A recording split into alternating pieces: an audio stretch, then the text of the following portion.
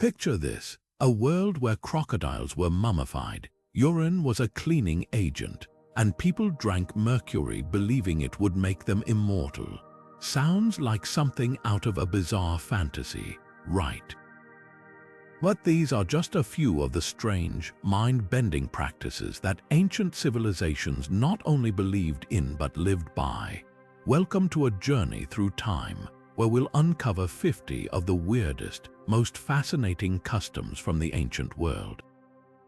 From the Egyptians who slept in temples to cure illnesses, to the Aztecs who used hallucinogens to connect with the gods, these practices might seem shocking today, but they were deeply rooted in the beliefs and traditions of their time. So, buckle up, because we're about to dive into a world where the line between the ordinary and the extraordinary was often blurred. By the end of this video, you'll not only be amazed by these ancient customs, but also gain a deeper understanding of how our ancestors saw the world. Ready to explore the weird and wonderful? Let's get started. Now, let's step into the sands of ancient Egypt, where the practice of mummification wasn't just reserved for humans. The Egyptians believed that animals, too, held a sacred place in the afterlife.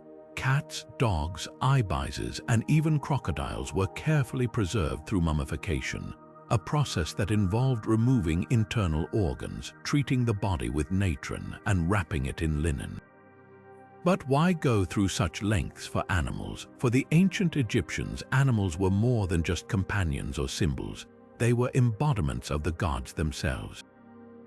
Cats, for example, were associated with the goddess Bastet, while crocodiles were linked to Sobek, the god of fertility and protection. By mummifying these creatures, the Egyptians believed they were honoring the gods and ensuring their favor in the afterlife. This practice wasn't just about preserving bodies, it was about maintaining a spiritual connection between the earthly realm and the divine. Archaeologists have uncovered millions of animal mummies, some buried alongside their owners, others placed in elaborate tombs as offerings. This fascinating tradition reveals how deeply intertwined animals were with Egyptian religion and their vision of eternity. And as we'll see, this is just the beginning of the strange and symbolic practices that defined the ancient world.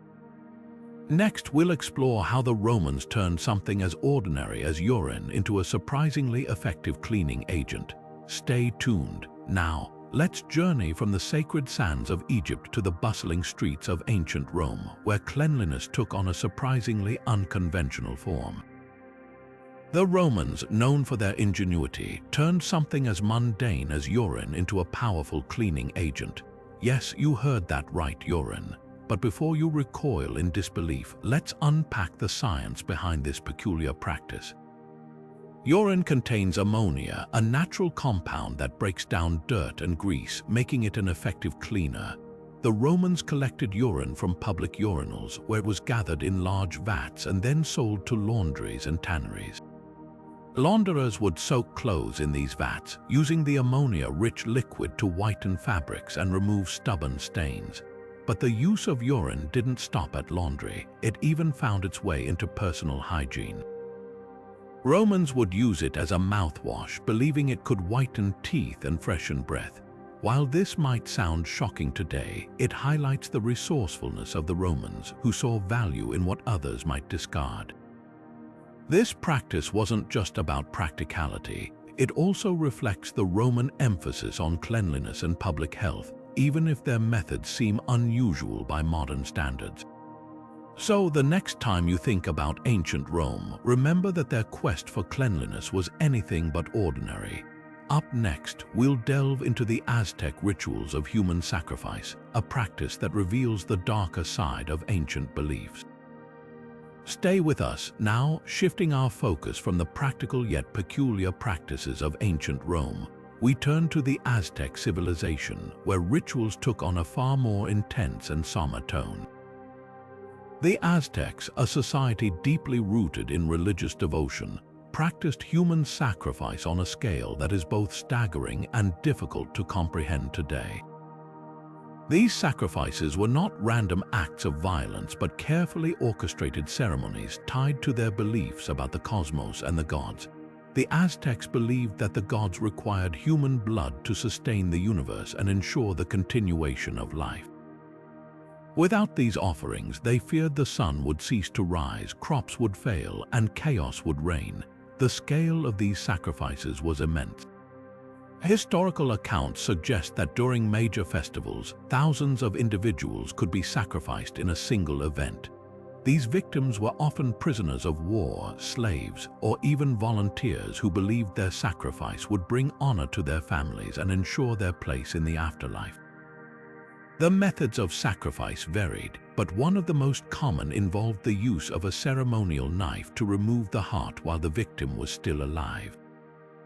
This act was performed atop towering pyramids where priests would offer the still beating heart to the gods. Other methods included decapitation, drowning, or even gladiatorial combat, where the victim was given a mock weapon and forced to fight against trained warriors. The motivations behind these practices were deeply intertwined with both religion and politics. On a spiritual level, the Aztecs saw themselves as caretakers of the universe, responsible for maintaining the delicate balance between the gods and the natural world. Politically, these rituals served to demonstrate the power and authority of the ruling class. By conducting large-scale sacrifices, leaders reinforced their divine mandate to rule and instilled fear and obedience among their subjects. The spectacle of these ceremonies also served to unify the empire, as people from across the Aztec territories would gather to witness and participate in these events. The impact of human sacrifice on Aztec society was profound. While it strengthened religious and political structures, it also created a culture of fear and dependency. The constant need for sacrificial victims fueled wars of expansion, as the Aztecs sought to capture prisoners to meet the demands of their rituals. This relentless cycle of warfare and sacrifice ultimately contributed to the empire's vulnerability when Spanish conquistadors arrived, as many subject peoples saw the invaders as potential liberators from Aztec oppression. As we reflect on these practices, it's important to understand them within the context of their time. For the Aztecs, human sacrifice was not an act of cruelty but a sacred duty, a means of ensuring the survival of their world. Up next, we'll explore another ancient practice that shaped a culture in a very different way: the Chinese tradition of foot binding. Stay with us as we uncover the origins and significance of this painful yet fascinating custom.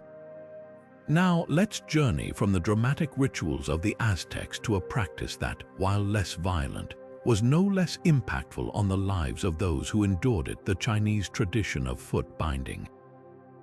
This custom, which began during the Song dynasty around the 10th century, involved tightly wrapping the feet of young girls to prevent normal growth, resulting in a deformed, tiny foot known as the lotus foot. The process was excruciating, often starting between the ages of 4 and 7, when the bones were still soft enough to be manipulated. Over time, the toes were broken and folded under the sole, and the arch was forcibly bent, creating a foot that measured only about 3 to 4 inches in length. The pain was constant, and the risk of infection, paralysis, or even death was ever present. But why did such a painful practice become so widespread? The origins of foot binding are rooted in both aesthetics and social status. It's said to have begun among the elite classes, inspired by a court dancer whose small feet were considered exceptionally graceful. Over time, the ideal of the lotus foot became synonymous with beauty, femininity, and refinement. A woman with bound feet was seen as delicate, elegant, and desirable, qualities that were highly prized in a society where marriage was often the primary path to security and social standing. For families, having a daughter with bound feet was a mark of prestige, signaling that they could afford to keep her from manual labor and invest in her future as a wife. The cultural significance of foot binding extended far beyond individual beauty standards. It became a symbol of class distinction, separating the elite from the common people. While initially practiced by the upper classes, the custom eventually spread to all levels of society, as families sought to improve their daughters' marriage prospects. By the Ming and Qing dynasties, foot binding was deeply ingrained in Chinese culture, with mothers binding their daughters' feet as a rite of passage and a necessary sacrifice for a better future. Despite its widespread acceptance, foot binding had devastating consequences. Women with bound feet faced lifelong disabilities, struggling to walk or stand for long periods. The practice also reinforced gender inequality, as it confined women to the domestic sphere and limited their mobility and independence. Yet for centuries, the pain and suffering were endured in the name of tradition and societal expectations. As we examine this practice, it's important to recognize the complex interplay of beauty, status, and cultural norms that sustained it for so long. Foot binding may seem incomprehensible today, but it serves as a powerful reminder of how deeply societal ideals can shape individual lives. Next, we'll turn our attention to another ancient custom, one that reflects the harsh realities of survival in ancient Greece: the practice of exposing unwanted infants. Stay with us as we uncover the reasons behind this heartbreaking tradition. Now, let's shift our focus to a practice that reveals the stark realities of survival in ancient Greece: the custom of exposing unwanted infants. This heartbreaking tradition involved leaving newborns, often girls or those with disabilities, in public places to either perish or be taken by strangers. While it may seem unimaginable today, this practice was deeply rooted in the societal and economic pressures of the time. In ancient Greece, the decision to expose an infant was rarely made lightly. Families faced immense challenges, including limited resources and the need to maintain a certain standard of living. In a society where sons were valued for their ability to carry on the family name, inherit property, and contribute to the household, daughters were often seen as a financial burden. The cost of raising a child, particularly a girl who would require a dowry for marriage, could strain a family's resources. For those with disabilities, the challenges were even greater, as they were often viewed as unable to contribute to the family's survival or prosperity. The practice of infant exposure was not only a reflection of economic necessity, but also a product of cultural norms. Ancient Greek society placed a high value on physical perfection and strength, ideals that were deeply intertwined with their religious and philosophical beliefs. Infants who did not meet these standards were sometimes seen as unfit for life in a competitive and often harsh world. Public spaces, such as hillsides or marketplaces, became the grim settings where these infants were abandoned, left to the mercy of the elements or the kindness of strangers. However, it's important to note that not all exposed infants met tragic fates. Some were rescued and raised by others, either as slaves or as members of their new households. In rare cases, these children might even grow up to achieve prominence, though their origins were often shrouded in secrecy. Still, the practice underscores the difficult choices families faced in a world where survival often depended on hard decisions. As we reflect on this ancient custom, it's a sobering reminder of how societal values and economic pressures can shape human behavior in profound ways.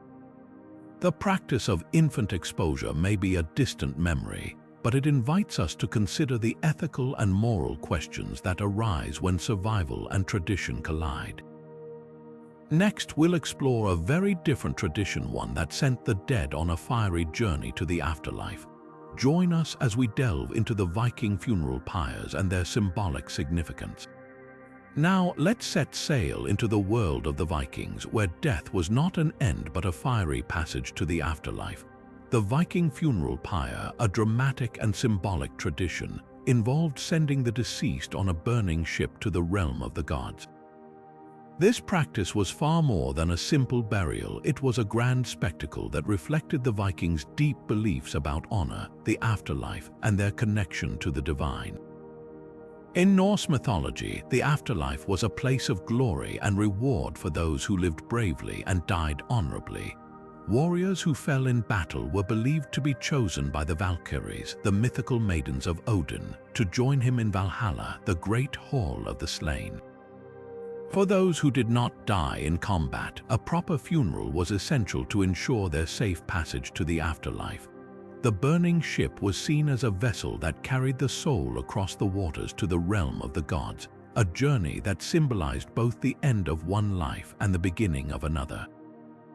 The funeral pyre itself was a meticulously planned event, often reserved for the most esteemed members of Viking society, chieftains, warriors, and nobles. The deceased would be placed on a ship, surrounded by their most prized possessions, weapons, and sometimes even sacrificed animals or slaves. These offerings were meant to accompany the dead on their journey, ensuring they had everything they needed in the afterlife. The ship would then be set ablaze, often pushed out to sea or set on a pyre on land, creating a towering inferno that could be seen for miles. The symbolism of the burning ship was deeply tied to the Vikings' worldview. Fire represented purification and transformation, cleansing the soul of its earthly ties and preparing it for the next life. The ship, a central element of Viking culture, symbolized exploration, adventure, and the connection between the mortal world and the divine. Together, the fire and the ship created a powerful image of transition, a final voyage that honored the deceased and celebrated their legacy. While the practice of Viking funeral pyres may seem dramatic to modern eyes, it was a profound expression of the Vikings' beliefs and values. It reminds us of their reverence for the afterlife, their respect for the dead, and their desire to honor those who had lived with courage and strength. As we leave the flames of the Viking pyres behind, we'll turn our attention to another ancient tradition, one that combined sport, ritual, and deadly consequences. Join us as we explore the Mayan ball game, Pok-a-Tok, where losing teams faced a fate far worse than defeat. Now, let's step into the world of the ancient Maya, where sport and spirituality collided in a game that was anything but ordinary. The Mayan ball game, known as Pok-a-Tok, was more than just a competition. It was a high-stakes ritual with life or death consequences. Played in grand stone courts across Mesoamerica, this game was deeply intertwined with the Mayas' religious beliefs and their understanding of the cosmos. The rules of Pok-a-Tok were as fascinating as they were challenging. Players, often adorned in protective gear made of leather and padding, had to keep a heavy rubber ball in motion using only their hips, elbows, or knees. The goal was to pass the ball through a narrow stone hoop mounted high on the court walls, a feat that required incredible skill, strength, and precision. The courts themselves were massive, often resembling long, narrow alleys flanked by sloped walls, and the games could last for hours, if not days. But what set Pok-a-Tok apart from other ancient sports was its deadly stakes.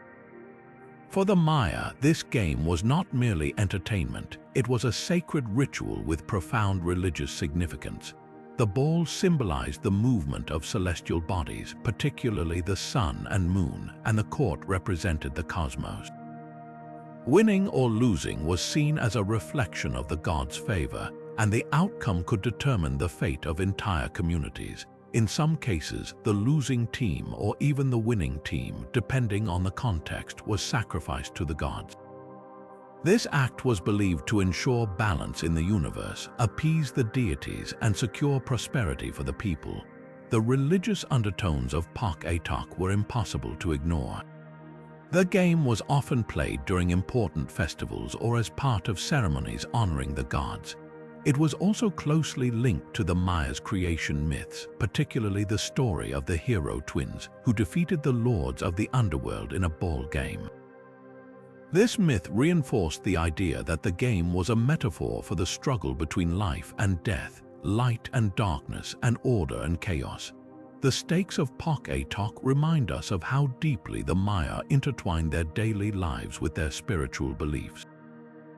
For them, this game was not just a test of physical prowess but a sacred act that connected them to the divine. As we leave the echoing courts of the Maya behind, we'll turn our attention to another ancient practice, one that involved a brutal method of execution used by the Persians. Stay with us as we uncover the chilling details of scaphism, a punishment so horrifying it defies imagination. Now, let's journey from the sacred ball courts of the Maya to the chilling practices of ancient Persia, where justice was meted out in ways that were as horrifying as they were inventive. One of the most brutal methods of execution in history was scaphism, a punishment so gruesome it has been described as one of the worst ways to die. This method, used by the Persians, was reserved for those who committed the most severe crimes, and its cruelty was designed to serve as a stark warning to others. Scaphism, also known as the boats, involved trapping the victim between two hollowed-out wooden boats or logs with only their head, hands, and feet exposed. The victim was then force-fed a mixture of milk and honey, which not only caused severe digestive distress but also attracted insects and vermin. The boats were left floating in a stagnant body of water, where the victim would be exposed to the elements and the relentless assault of insects. Over time, the combination of starvation, dehydration, infection, and the excruciating effects of the insects would lead to a slow and agonizing death. The process could take days, even weeks, as the victim endured unimaginable suffering. The honey smeared on their exposed limbs would draw swarms of flies, ants, and other pests, while the stagnant water would breed bacteria and parasites. The victim's body would gradually succumb to infection and decay, making scaphism not just a punishment but a prolonged torture designed to maximize pain and humiliation. This method was often used for crimes considered particularly heinous, such as treason or sacrilege. The Persians believed that the severity of the punishment should match the gravity of the crime, and scaphism was a grim reminder of the consequences of defying the king or the gods. It was also a public spectacle, intended to instill fear and obedience in the population. The sight of a person slowly dying in such a horrific manner would have been a powerful deterrent, reinforcing the authority of the ruling class. Scaphism stands as a stark example of how ancient societies used extreme measures to maintain order and control. While it may seem unimaginably cruel by modern standards, it reflects the harsh realities of justice in a world where power and survival often went hand in hand. As we leave the grim waters of ancient Persia behind, we'll turn our attention to a different kind of survival strategy, one practiced by the Spartans, where resourcefulness and discipline were put to the test in unexpected ways. Stay with us as we explore the Spartan ritual of stealing to survive. Now, shifting our focus from the grim punishments of ancient Persia, we turn to the rugged world of Sparta, where survival was a test of wit and willpower. The Spartans, known for their fierce warriors and strict discipline, had a unique way of preparing their young boys for the challenges of life. One of their most unusual practices involved encouraging boys to steal food, but with a catch.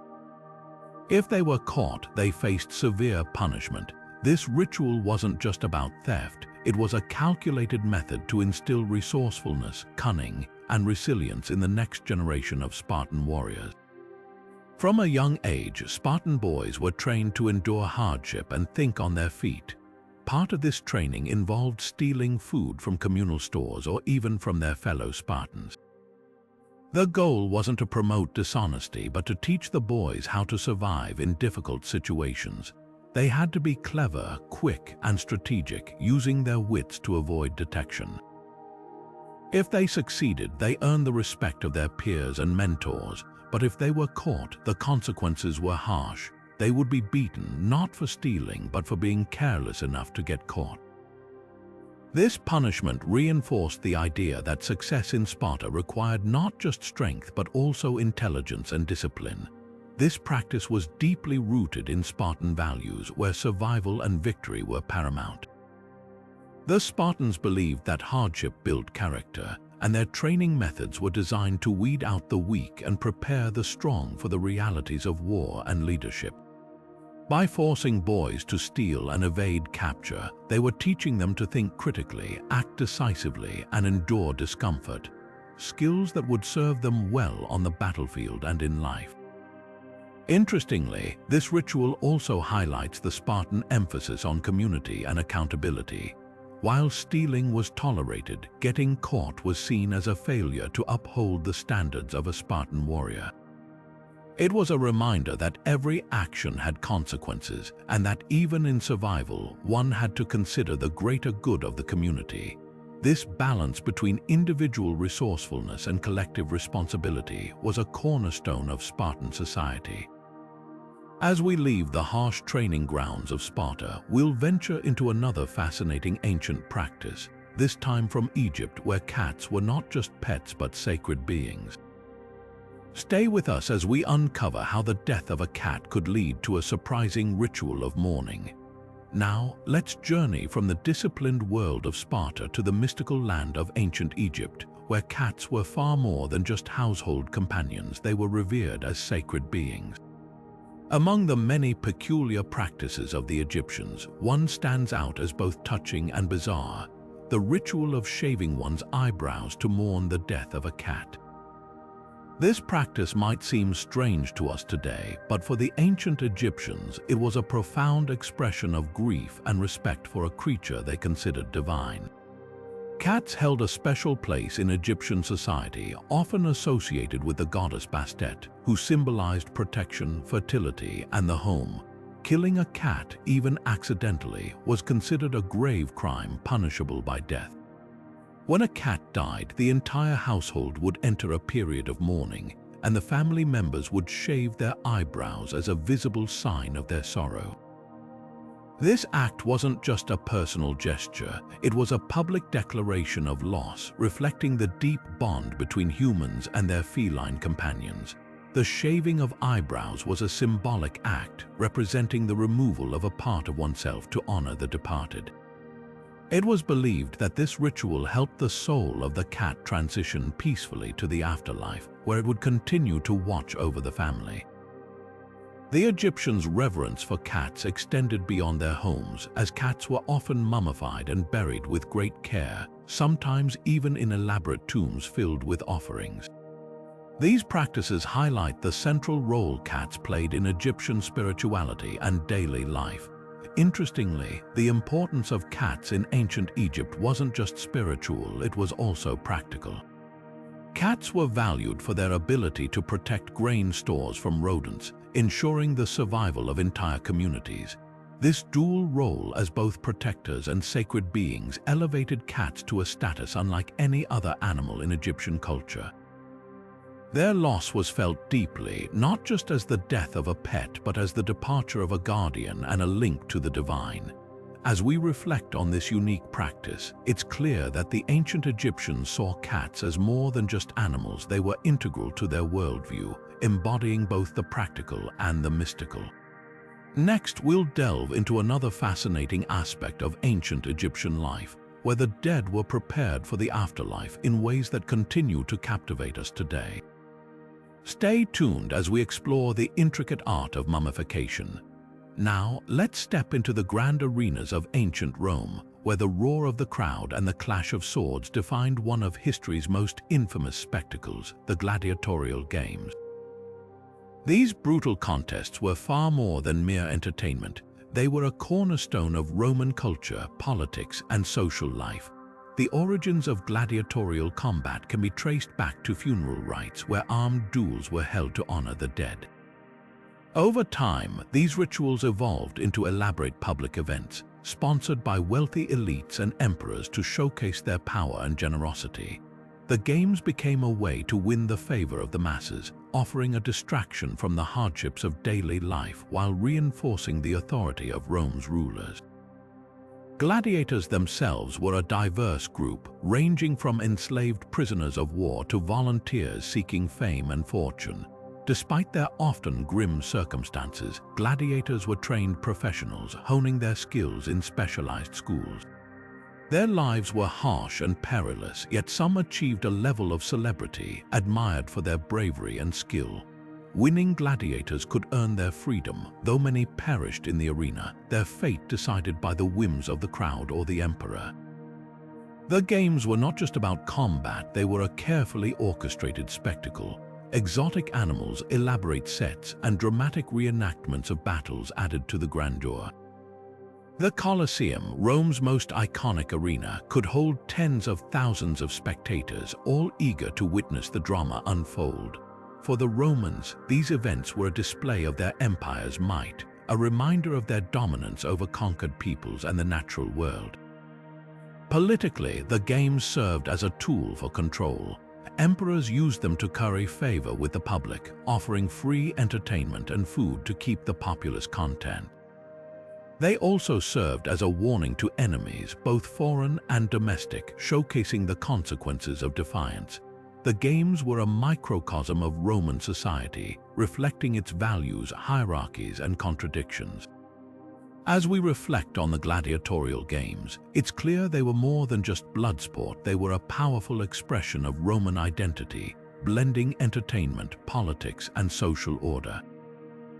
Next, we'll venture into the highlands of the Inca Empire, where another ancient practice reveals a fascinating blend of spirituality and engineering.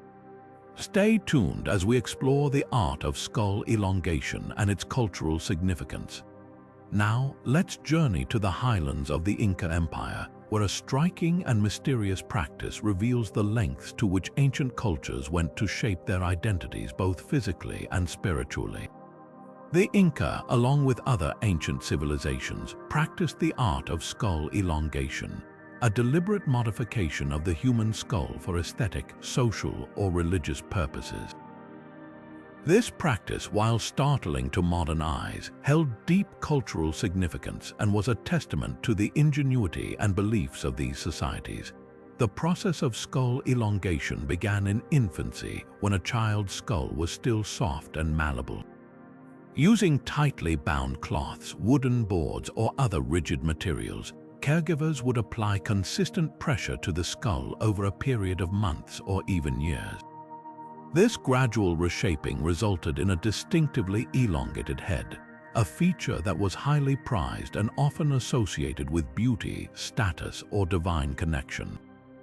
The methods varied across cultures, but the goal was the same: to create a physical marker that set individuals apart, signaling their place within the social or spiritual hierarchy. For the Inca, elongated skulls were more than just a fashion statement. They were a symbol of power and prestige. Some scholars believe that the practice was reserved for the elite, such as rulers, priests, or nobility, as a way to visually distinguish them from the general population. Others suggest that it may have been linked to religious beliefs, with the elongated shape representing a connection to the gods or the cosmos. In a society where physical appearance often reflected one's role and standing, skull elongation was a powerful tool for reinforcing identity and authority. Interestingly, this practice was not unique to the Inca. Cultures across the ancient world, from the Paracas of Peru to the Huns of Central Asia, also engaged in skull modification. Each group had its own reasons and methods, but the underlying theme was the same. The human body was a canvas, and altering it was a way to express cultural values, spiritual beliefs, or social status. The widespread nature of this practice highlights its importance in the ancient world, as well as the shared human desire to shape identity through physical transformation. As we consider the Inca practice of skull elongation, it's clear that this was far more than a bizarre custom. It was a deeply meaningful tradition that reflected the values and beliefs of an entire civilization. Next, we'll turn our attention to the ancient Greeks, where the enigmatic oracles held sway over decisions of war, politics, and destiny. Stay with us as we uncover the rituals and influence of these revered figures in the next chapter of our journey through the ancient world. Now, let's step into the world of ancient Greece, where the whispers of the gods guided the fate of nations. Among the most fascinating aspects of Greek culture was their reliance on oracles, revered figures believed to channel divine wisdom. The most famous of these was the Oracle of Delphi, a priestess who served as the mouthpiece of Apollo, the god of prophecy. For centuries, kings, generals, and ordinary citizens alike sought her counsel, trusting her cryptic pronouncements to shape their decisions in matters of war, politics, and personal destiny. The rituals surrounding the Oracle of Delphi were as mysterious as the prophecies themselves. Pilgrims would journey to the temple at Delphi, often bringing offerings to appease the gods. Once there, they would present their questions to the Pythia, the priestess who served as the oracle. Before delivering her prophecies, the Pythia would enter a trance-like state, possibly induced by natural gases rising from the earth or through other ceremonial practices. Her responses were often enigmatic, filled with riddles and metaphors that required interpretation. This ambiguity was intentional, as it allowed the prophecies to be applied in multiple ways depending on the circumstances. The influence of the Oracle of Delphi extended far beyond the temple walls. Kings and generals frequently consulted her before launching military campaigns or making political alliances. For example, the Athenian statesman Themistocles sought her guidance during the Persian Wars, and her cryptic advice played a role in the Greek victory at the Battle of Salamis. Even in times of peace, the oracle's words carried weight, shaping laws, treaties, and the founding of new colonies. Her prophecies were seen as divine mandates, and ignoring them could bring disaster. But the oracle's power wasn't just about predicting the future, it was also about shaping it. The Greeks believed that the gods communicated through the oracle to guide human actions, ensuring that their will was carried out on earth. This belief gave the oracle immense authority, making her a central figure in Greek society. Her pronouncements could legitimize a ruler's claim to power, justify a war, or even inspire a city to change its laws. In a world where the line between the divine and the mortal was often blurred, the oracle served as a bridge between the two. The legacy of the Oracle of Delphi endures to this day, a testament to the enduring human desire to seek guidance from forces beyond our understanding. As we move forward in our exploration of the ancient world, we'll uncover another intriguing practice, this time from the land of the pharaohs, where honey-coated crocodiles were not just a delicacy but a symbol of divine favor. Stay with us as we continue our journey through the weird and wonderful customs of the past. Now, let's journey to the banks of the Nile, where the ancient Egyptians turned the fearsome crocodile into a surprising delicacy. In a culture that revered the natural world and its creatures, the crocodile held a unique place both as a symbol of power and as an unexpected ingredient in their cuisine. One of the most intriguing culinary practices of ancient Egypt was the consumption of honey-coated crocodile meat, a dish that combined the exotic with the divine. Crocodiles were not just feared predators in ancient Egypt, they were also associated with Sobek, the crocodile god who represented strength, fertility, and protection. Eating crocodile meat, especially when prepared with honey, was more than just a meal, it was a ritual act. The honey, a precious and luxurious ingredient, symbolized sweetness, prosperity, and the favor of the gods. By coating the meat in honey, the Egyptians transformed the crocodile into a dish fit for both royalty and the divine. This delicacy often featured in grand feasts and religious ceremonies, where it served as a reminder of the connection between the earthly and the divine. The act of consuming crocodile meat was believed to imbue the eater with the strength and protection of Sobek himself. It was a way for the Egyptians to honor their gods while also indulging in a rare and exotic treat. The preparation of the dish was likely a meticulous process, with the meat carefully seasoned, roasted, and then glazed with honey to create a balance of savory and sweet flavors. Beyond its culinary appeal, honey-coated crocodile meat carried deep symbolic meaning. In a society where food was often intertwined with spirituality, this dish represented the harmony between humanity and the natural world. It was a reminder that even the most fearsome creatures could be tamed and transformed into something sacred. For the Egyptians, eating crocodile meat was not just about sustenance, it was about participating in a larger cosmic order where every meal could be an act of devotion. As we leave the land of the pharaohs and their honey-glazed delicacies, we'll venture into the rugged terrain of the Celts, where warriors painted their bodies with woad and prepared for battle. Stay with us as we uncover more of the ancient world's most fascinating and bizarre practices. Now, let's shift our focus to the misty hills and dense forests of ancient Celtic lands, where warriors engaged in a practice as fierce as it was symbolic headhunting. For the Celts, collecting the heads of their enemies was far more than a display of battlefield prowess. It was a deeply spiritual and cultural act that reflected their beliefs about life, death, and the soul. In Celtic society, the head was considered the most sacred part of the body, believed to house the soul and the essence of a person's power. By taking the head of a fallen enemy, a warrior wasn't just claiming victory, they were capturing the strength, wisdom, and spirit of their opponent. These heads were often preserved and displayed as trophies, sometimes mounted on poles or hung in sacred spaces. For the Celts, this wasn't merely an act of brutality. It was a way to honor the dead and harness their power for the living. The practice of headhunting also had significant religious undertones. The Celts believed that the soul resided in the head, and by taking it, they could prevent the enemy's spirit from seeking revenge in the afterlife.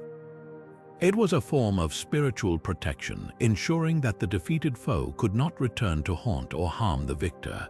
Additionally, these heads were sometimes offered to the gods as sacrifices, further cementing their role in rituals and ceremonies.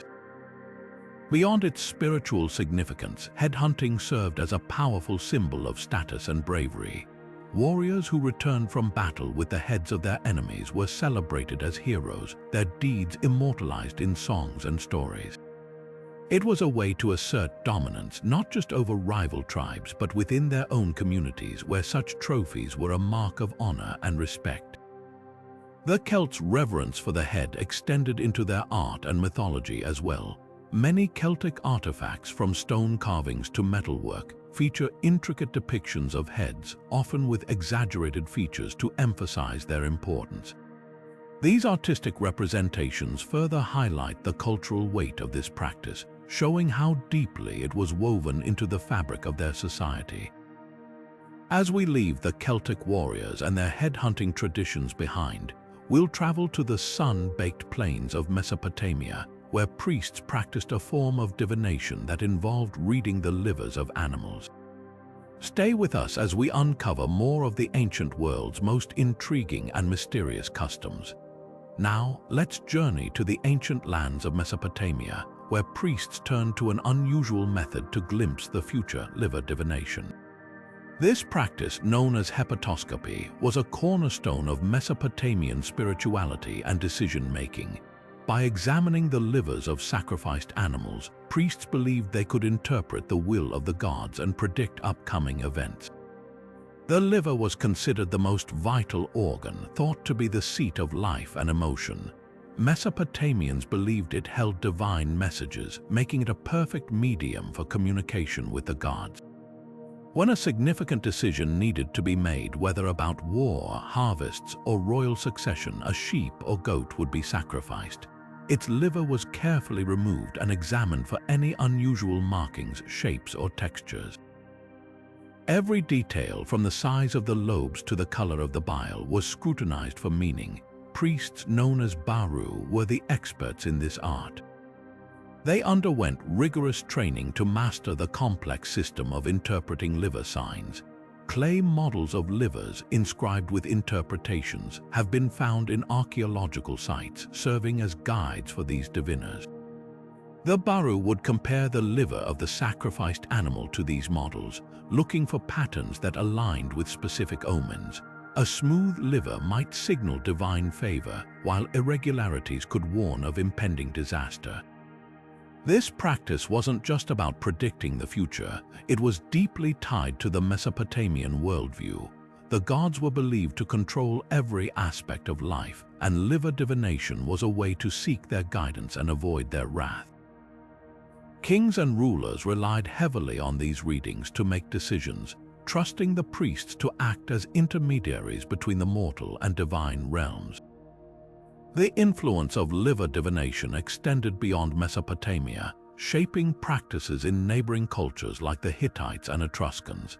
Its legacy can even be seen in the ancient Greek and Roman traditions of haruspicy, where animal entrails were similarly used for divination. As we leave the priests of Mesopotamia and their intricate rituals behind, we'll venture into the ancient Chinese courts where alchemists pursued immortality through a deadly substance, mercury. Stay with us as we uncover more of the ancient world's most fascinating and bizarre practices. Now, let's shift our focus to ancient China, where the pursuit of immortality took a perilous turn. Among the most bizarre and dangerous practices was the belief that drinking mercury could grant eternal life. This idea, rooted in the work of ancient Chinese alchemists, reveals a fascinating yet deadly chapter in the history of human experimentation. In ancient China, alchemy was deeply intertwined with Taoist philosophy, which sought harmony with nature and the quest for longevity. Alchemists believed that certain substances, when refined and consumed, could purify the body and spirit, leading to immortality. Mercury, with its shimmering, liquid-like appearance, was thought to possess magical properties. It was seen as a symbol of transformation and eternal life, making it a key ingredient in elixirs of immortality. These elixirs, often a mix of mercury, gold, and other toxic substances, were consumed by emperors and nobles desperate to cheat death. The most famous example is perhaps the first emperor of China, Qin Shi Huang, who reportedly drank mercury-laced potions in his quest for eternal life. Tragically, instead of granting immortality, these concoctions led to severe poisoning, causing symptoms like tremors, memory loss, and organ failure. Qin Shi Huang's death is widely believed to have been hastened by his mercury consumption. The deadly consequences of this practice were not immediately understood. Mercury's toxic effects were often mistaken for signs of spiritual transformation, as alchemists interpreted hallucinations and physical deterioration as steps toward immortality. Over time, however, the dangers became impossible to ignore. Despite this, the allure of mercury persisted for centuries, with some alchemists continuing to experiment with its properties in hopes of unlocking its secrets. This practice highlights the lengths to which ancient societies went in their search for eternal life, driven by a mix of scientific curiosity, spiritual belief, and human ambition. While the idea of drinking mercury may seem absurd today, it underscores the complex relationship between ancient cultures and their understanding of health, science, and the divine.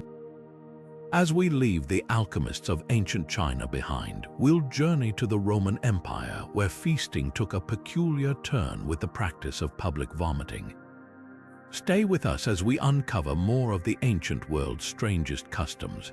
Now, let's step into the lavish world of ancient Rome, where indulgence knew no bounds.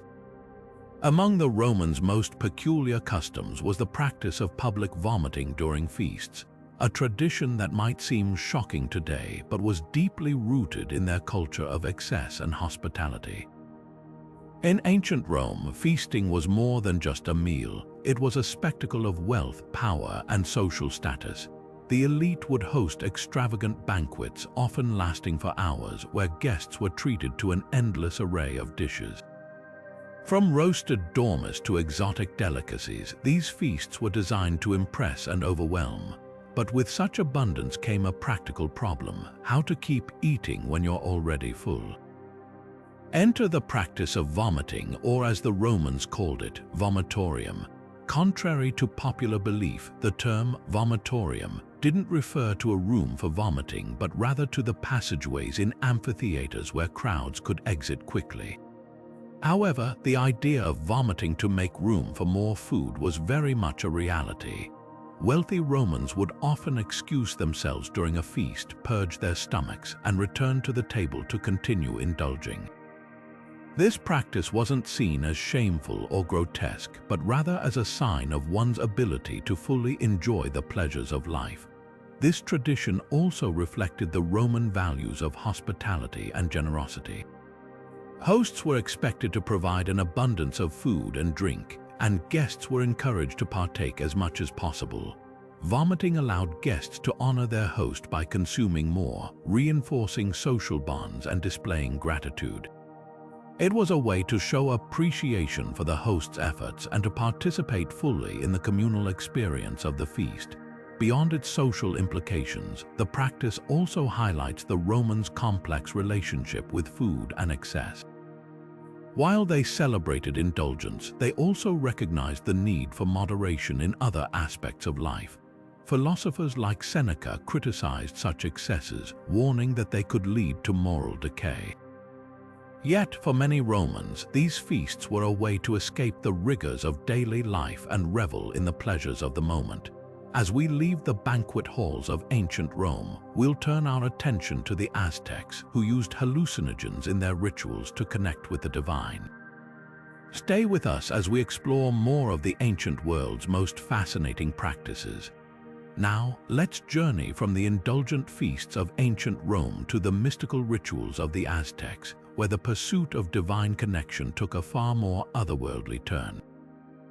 The Aztecs, known for their complex spiritual practices, often turned to hallucinogenic substances to bridge the gap between the human and the divine. Among the most significant of these substances was peyote, a small cactus with powerful psychoactive properties.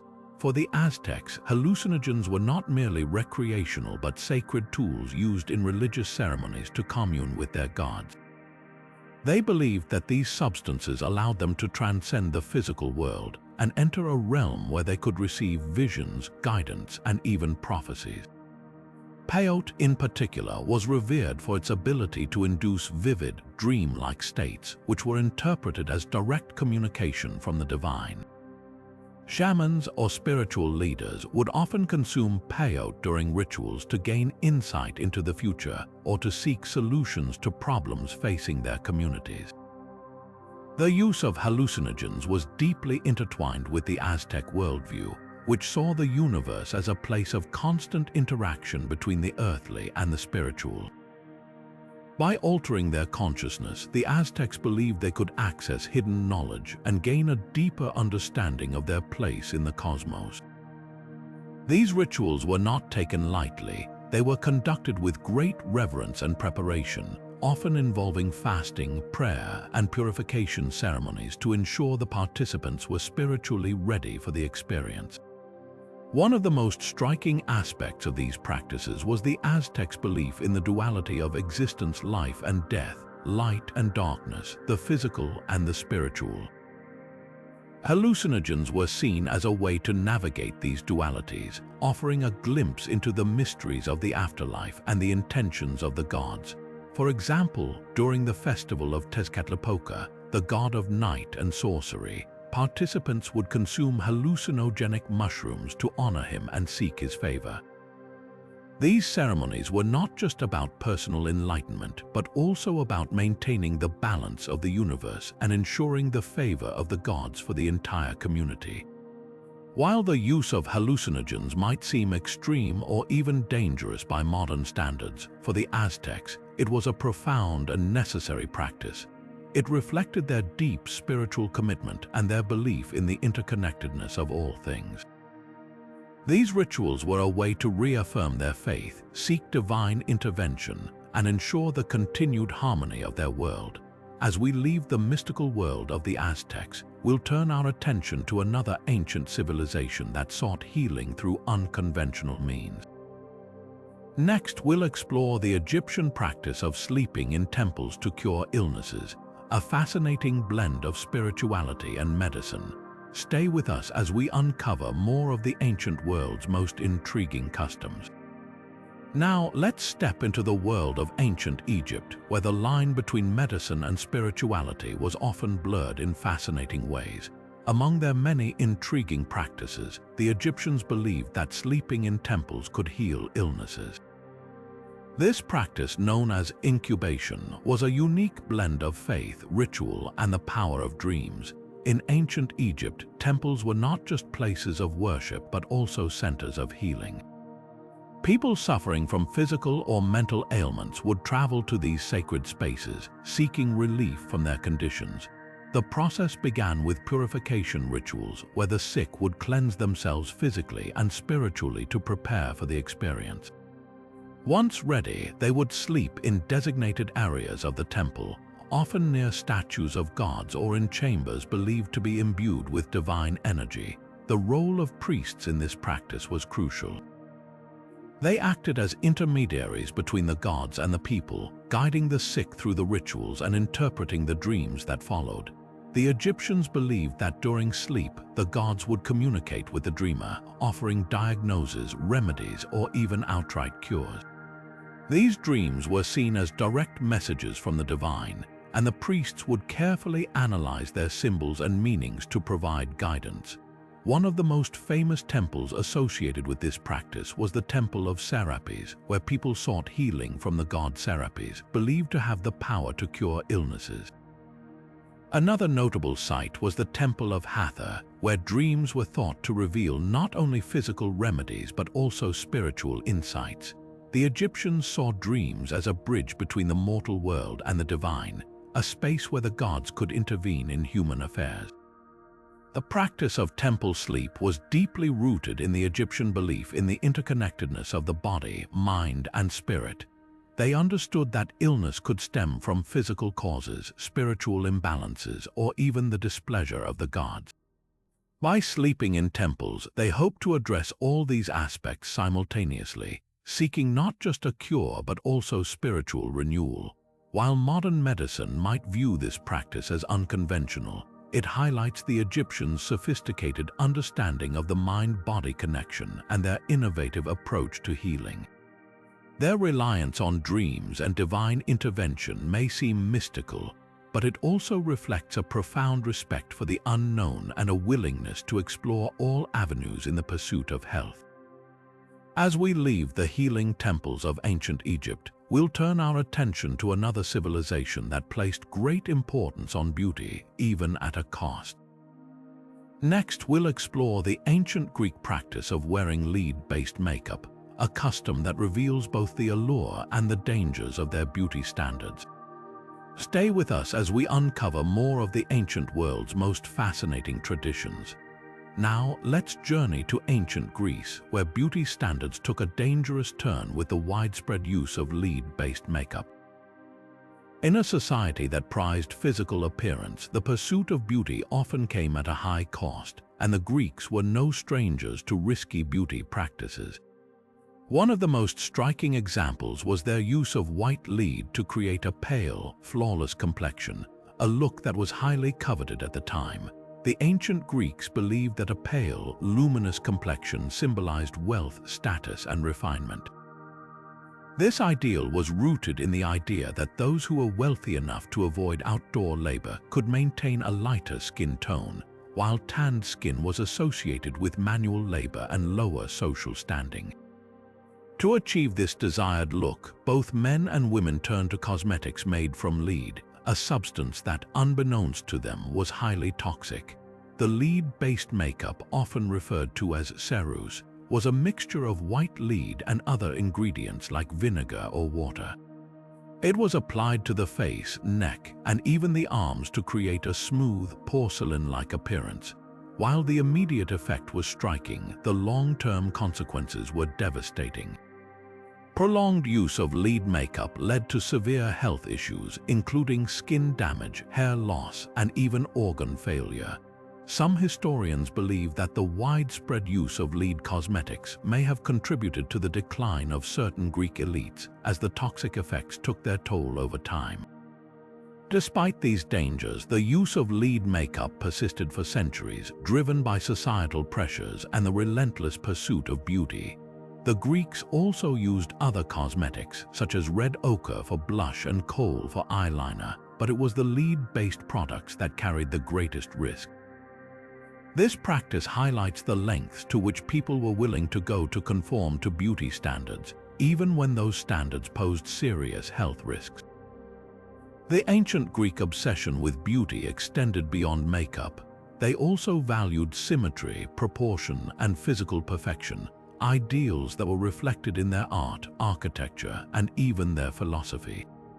Figures like Aphrodite, the goddess of beauty, were celebrated as the epitome of these ideals, further reinforcing the cultural importance of appearance. As we reflect on this practice, it's a stark reminder of how beauty standards can shape behavior, often with unintended consequences. The Greeks' use of lead makeup is a fascinating yet cautionary tale about the intersection of beauty, health, and societal expectations. Next, we'll delve into another ancient tradition that combined artistry with brutality: the Viking practice of the blood eagle, a ritual that reveals the darker side of Norse culture. Stay with us as we continue to uncover the strange and captivating practices of the ancient world. Now, let's turn our attention to the Vikings, a culture often romanticized for their seafaring prowess and warrior spirit, but one that also harbored some of the most brutal practices in history.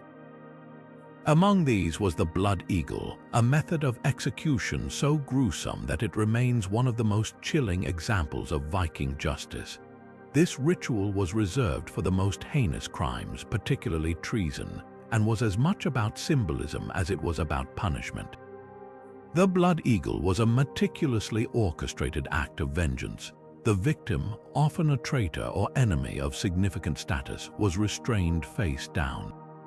The executioner would then carve an eagle-shaped pattern into the victim's back, severing the ribs from the spine and pulling them outward to resemble wings.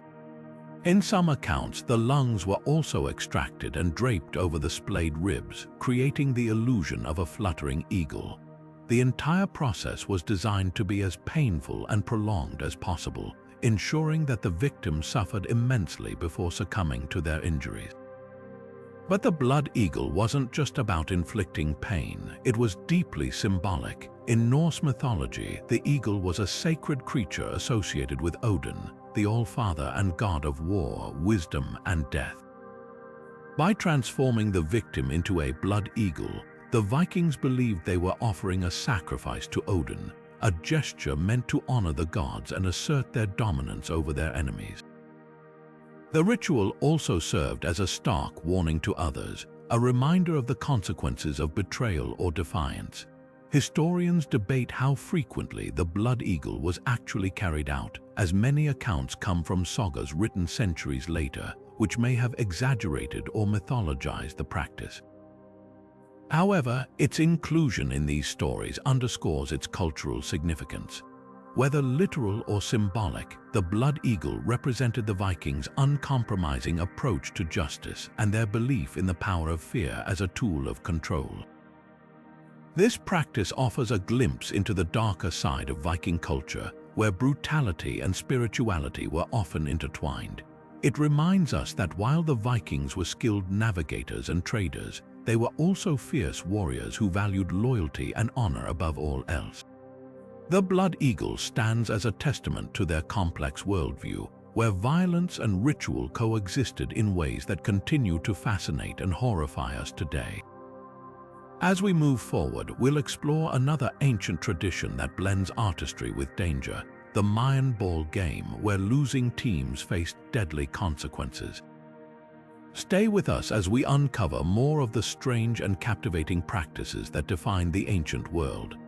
Now, let's journey to the ancient Mayan civilization, where rituals were not just acts of devotion but profound connections to the divine. Among their most striking practices was bloodletting, a ceremonial act that involved the deliberate shedding of blood as an offering to the gods. This practice was deeply rooted in Mayan spirituality, believed to open a direct line of communication between the mortal world and the supernatural realm. Bloodletting was not a random or casual act. It was a highly ritualized process, often performed by royalty and priests. The tools used were as symbolic as the act itself. Sharp obsidian blades, stingray spines, and even thorns from sacred plants were employed to draw blood. These instruments were chosen for their precision and their connection to the natural world, which the Maya revered. The act of bloodletting was often accompanied by elaborate ceremonies, including incense burning, chanting, and offerings of food or precious objects. What made this practice particularly significant was the role of royal blood. The Maya believed that the blood of their kings and queens carried a unique spiritual power, making it the most potent offering to the gods. Royal bloodletting ceremonies were grand public events designed to demonstrate the ruler's piety and their ability to intercede with the gods on behalf of their people. The ruler would often pierce their tongue, ears, or genitals, allowing their blood to flow onto strips of paper or bark, which were then burned. The rising smoke was thought to carry the offering to the heavens, ensuring the gods' favor and the continued prosperity of the kingdom. The significance of bloodletting extended beyond mere ritual. It was a way for the Maya to maintain cosmic balance, ensuring that the gods remained satisfied and the cycles of nature, such as the seasons and the harvest, continued uninterrupted. Blood was seen as a life force, a sacred substance that could nourish the gods and sustain the universe. By offering their own blood, the Maya believed they were participating in a sacred exchange, one that reinforced their connection to the divine and their role in the cosmic order. While the practice may seem extreme by modern standards, it was a testament to the Maya's deep spiritual commitment and their understanding of the interconnectedness of all things. Bloodletting was not just an act of sacrifice, it was an act of creation, a way to renew the world and ensure its survival. As we continue our exploration of ancient practices, we'll uncover more rituals that reveal the profound ways in which our ancestors sought to understand and influence the world around them. Now, let's turn our attention to the ancient Persian Empire, where power and protocol were intertwined in fascinating ways. One of the most striking customs was the practice of prostrating before the king, a gesture that carried deep cultural and political significance. In the Persian court, this act was not just a formality, it was a powerful symbol of loyalty, hierarchy, and divine authority. When entering the presence of the Persian king, individuals were expected to perform a full prostration, lying flat on the ground with their face down. This act, known as proskynesis, was more than a simple bow. It was a profound display of submission and reverence. The king, often seen as a representative of the gods or even a divine figure himself, demanded this level of respect to reinforce his supreme authority. For the Persians, this ritual was a way to acknowledge the king's role as the central pillar of the empire, the one who maintained order and stability. The practice of prostrating also had significant political implications. It served as a tool to unify the vast and diverse Persian Empire, which stretched from the Mediterranean to the Indus Valley. By requiring all subjects, regardless of their rank or origin, to perform the same act of submission, the king reinforced the idea of a centralized power structure. This ritual helped to bridge cultural differences and create a sense of shared allegiance to the throne. Even foreign dignitaries and ambassadors were expected to participate, signaling their recognition of Persian dominance. However, not everyone embraced this custom without resistance. For some, particularly those from cultures that viewed prostration as an act reserved for gods, the practice was deeply uncomfortable. The Greeks, for example, famously struggled with this requirement, seeing it as a violation of their personal dignity. This cultural clash highlights the tension between Persian imperial customs and the values of other civilizations, offering a glimpse into the complexities of ancient diplomacy. Beyond its political function, prostration also reflected the spiritual beliefs of the Persians. In Zoroastrianism, the dominant religion of the empire, light and fire were sacred symbols of divine power. The king, as the earthly embodiment of this divine order, was seen as a mediator between the gods and humanity. Prostrating before him was not just an act of political loyalty, but also a spiritual gesture, acknowledging his role in maintaining cosmic harmony. As we reflect on this practice, it's clear that prostration was far more than a simple act of respect. It was a multifaceted ritual that wove together politics, culture, and spirituality, reinforcing the king's authority while also shaping the identity of the Persian Empire. This custom reminds us of the intricate ways in which ancient societies used rituals to express power, unity, and belief. And as we move forward, we'll uncover even more practices that reveal the fascinating complexities of the ancient world. Now, shifting our focus to ancient Sparta, we encounter one of the most controversial and harsh practices of the ancient world: the abandonment of weak or deformed infants. In a society that prized physical strength and military excellence above all else, the Spartans took extreme measures to ensure that only the strongest survived. This practice, though shocking to modern sensibilities, was deeply rooted in their cultural values and survival strategies. In Sparta, every newborn was subjected to a rigorous inspection by a council of elders. If an infant was deemed weak, sickly, or deformed, they were left exposed on a hillside or in a remote area to die. This brutal custom, known as exposure, was not unique to Sparta, but the Spartans took it to an extreme level. For them, it was a matter of survival and societal strength. In a world where warfare was constant and physical prowess was essential, the Spartans believed that only the strongest should be allowed to grow up and contribute to the state. This practice was closely tied to the Spartan ideal of eugenics, the belief in improving the human race through selective breeding. By eliminating those who were physically unfit, the Spartans aimed to create a society of unparalleled warriors. Every citizen, male or female, was expected to contribute to the military might of Sparta. Boys were trained from a young age to endure hardship, fight, and obey without question, while girls were raised to be strong and healthy, capable of bearing robust children. The abandonment of weak infants was seen as a necessary step in maintaining this rigorous standard. However, this practice also reflected the harsh realities of Spartan life. Resources were limited, and the state could not afford to support those who could not contribute to its defense. In a society where every individual had a role to play, weakness was not tolerated. This mindset extended beyond infancy, as Spartan children who survived the initial inspection were subjected to a grueling upbringing designed to weed out any signs of frailty. Those who failed to meet the standards of physical and mental toughness were often ostracized or even cast out. While this practice may seem cruel by today's standards, it's important to understand the context in which it occurred. The Spartans lived in a world where survival depended on strength and unity. Their society was built around the idea that every individual must serve the greater good of the state, and this often meant making difficult, even brutal, decisions. The abandonment of weak infants was not just a reflection of their values, but also a stark reminder of the lengths to which they would go to maintain their dominance. As we reflect on this practice, it's clear that the Spartans' emphasis on physical strength and military prowess shaped every aspect of their society.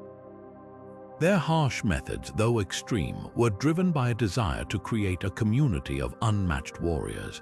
This practice offers a glimpse into the uncompromising nature of Spartan culture and the sacrifices they were willing to make in pursuit of their ideals.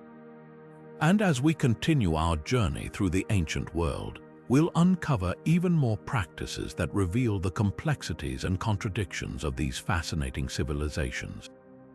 Now, let's journey from the harsh hills of Sparta to the mystical lands of ancient Egypt, where rituals and symbolism took on a life of their own. One of the most fascinating practices of the ancient Egyptians was their use of animal masks during religious ceremonies. These masks weren't just decorative, they were deeply symbolic, connecting the wearers to the gods themselves. In ancient Egypt, animals were seen as sacred beings, often embodying the qualities of specific deities. When priests or worshippers donned animal masks, they believed they were channeling the power and essence of these gods. For example, wearing a jackal mask linked the wearer to Anubis, the god of the afterlife, while a falcon mask connected them to Horus, the sky god. These masks transformed the wearers into living representations of the divine, allowing them to communicate with the gods and perform sacred duties on their behalf. The symbolism of these masks went even deeper. Each animal represented specific traits or powers that the Egyptians revered. The lion symbolized strength and protection, often associated with the goddess Sekhmet. The ibis, linked to Thoth, the god of wisdom, represented knowledge and writing. By wearing these masks, participants in rituals weren't just honoring the gods, they were embodying their attributes, creating a bridge between the human and the divine. These rituals often took place in temples where the air was thick with incense and the sound of chanting filled the halls. The masks themselves were crafted with great care, often made from materials like wood, linen, or even precious metals, and adorned with intricate design. The act of wearing them was considered a sacred duty, and only those trained in religious practices were allowed to participate in these ceremonies. The use of animal masks also highlights the Egyptians' deep connection to the natural world. They saw animals not just as creatures of the earth, but as manifestations of the divine order. By wearing these masks, they celebrated this connection and sought to align themselves with the cosmic balance maintained by the gods. This practice offers a glimpse into the rich spiritual life of ancient Egypt, where every ritual, every symbol, and every mask carried profound meaning. It reminds us that for the Egyptians, the divine was not distant or abstract. It was present in the world around them, in the animals they revered, and in the masks they wore to honor their gods. As we continue to explore the ancient world, we'll uncover even more practices that reveal the intricate ways these civilizations sought to connect with the sacred. Now, let's shift our focus from the sacred rituals of ancient Egypt to the lavish feasts of ancient Rome, where culinary practices could be just as intriguing and sometimes downright bizarre. One such practice was the Roman tradition of eating dormice, a delicacy that might sound unusual to modern ears but was considered a luxurious treat in its time. Dormice, small rodents known for their long periods of hibernation, were highly prized by the Romans for their tender meat. These creatures weren't just caught in the wild, they were often raised in special enclosures called gleraria. These enclosures were designed to mimic the dormice's natural habitat, complete with hollowed-out spaces for them to nest and hibernate. The Romans took great care in fattening them up, feeding them a diet of nuts, fruits, and acorns to ensure their meat was rich and flavorful. When it came to preparing dormice for the table, the Romans had a specific method. The dormice were typically roasted and then stuffed with a mixture of minced meat, spices, and sometimes even honey. They were often served as part of a larger feast, presented on elaborate platters alongside other exotic dishes. For the wealthy elite, serving dormice was a way to showcase their status and sophistication, as these tiny creatures were both expensive and labor-intensive to produce. The popularity of dormice as a delicacy also reflects the Roman love for indulgence and excess. Feasts in ancient Rome were not just about eating, they were social events where hosts aimed to impress their guests with rare and extravagant foods. Dormice, with their unique flavor and the effort required to prepare them, fit perfectly into this culture of culinary showmanship. Interestingly, the practice of eating dormice wasn't just about taste, it also had symbolic undertones. In Roman mythology, dormice were associated with abundance and fertility, making them a fitting addition to celebratory meals. Their inclusion in feasts was a way to invoke prosperity and good fortune, adding a layer of meaning to what might otherwise seem like a simple dish. While the idea of eating dormice might seem strange today, it offers a fascinating glimpse into the culinary world of ancient Rome. It reminds us that food has always been more than just sustenance. It's a reflection of culture, status, and even belief. As we continue to explore the ancient world, we'll uncover even more practices that reveal the creativity and complexity of these civilizations. Next, we'll delve into the Inca practice of human sacrifices, a ritual that highlights the profound spiritual connections of another ancient culture. Now, let's journey from the indulgent feasts of ancient Rome to the high Andes of South America, where the Inca civilization practiced a ritual that was both deeply spiritual and profoundly unsettling: the sacrifices. This ritual, which involved the sacrifice of children, was one of the most significant and sacred acts in Inca society, carried out to honor the gods and ensure the well-being of the empire. The children chosen for Capacocha sacrifices were not selected at random. They were often the offspring of nobility or families of high status, considered pure and untainted by the imperfections of ordinary life. These children, usually between the ages of 6 and 15, were seen as ideal offerings because of their innocence and perceived closeness to the divine. The selection process was meticulous, with candidates undergoing rigorous physical and spiritual examinations to ensure they were flawless in both body and spirit. Once chosen, the children were treated with great reverence. They were dressed in fine clothing, adorned with gold and precious stones, and given a ceremonial feast. This period of preparation was meant to honor them and prepare them for their sacred role. The journey to the sacrificial site was often long and arduous, as these rituals were typically performed at high-altitude locations such as mountain peaks, which the Inca believed were the dwelling places of their gods. The actual sacrifice was carried out with great care and ritual precision. The children were often given chicha, a fermented maize drink, to ease their passage into the afterlife. In some cases, they were strangled or struck on the head, while in others, they were left to succumb to the harsh conditions of the mountain environment. The Inca believed that these children did not truly die, but instead became messengers to the gods, carrying the prayers and offerings of the people. The religious significance of Capacocha sacrifices cannot be overstated. The Inca believed that the gods controlled the forces of nature, rain, fertility, and the success of crops, and that these sacrifices were necessary to maintain balance and harmony in the world. By offering their most precious and pure beings, the Inca sought to ensure the favor of the gods and the continued prosperity of their empire.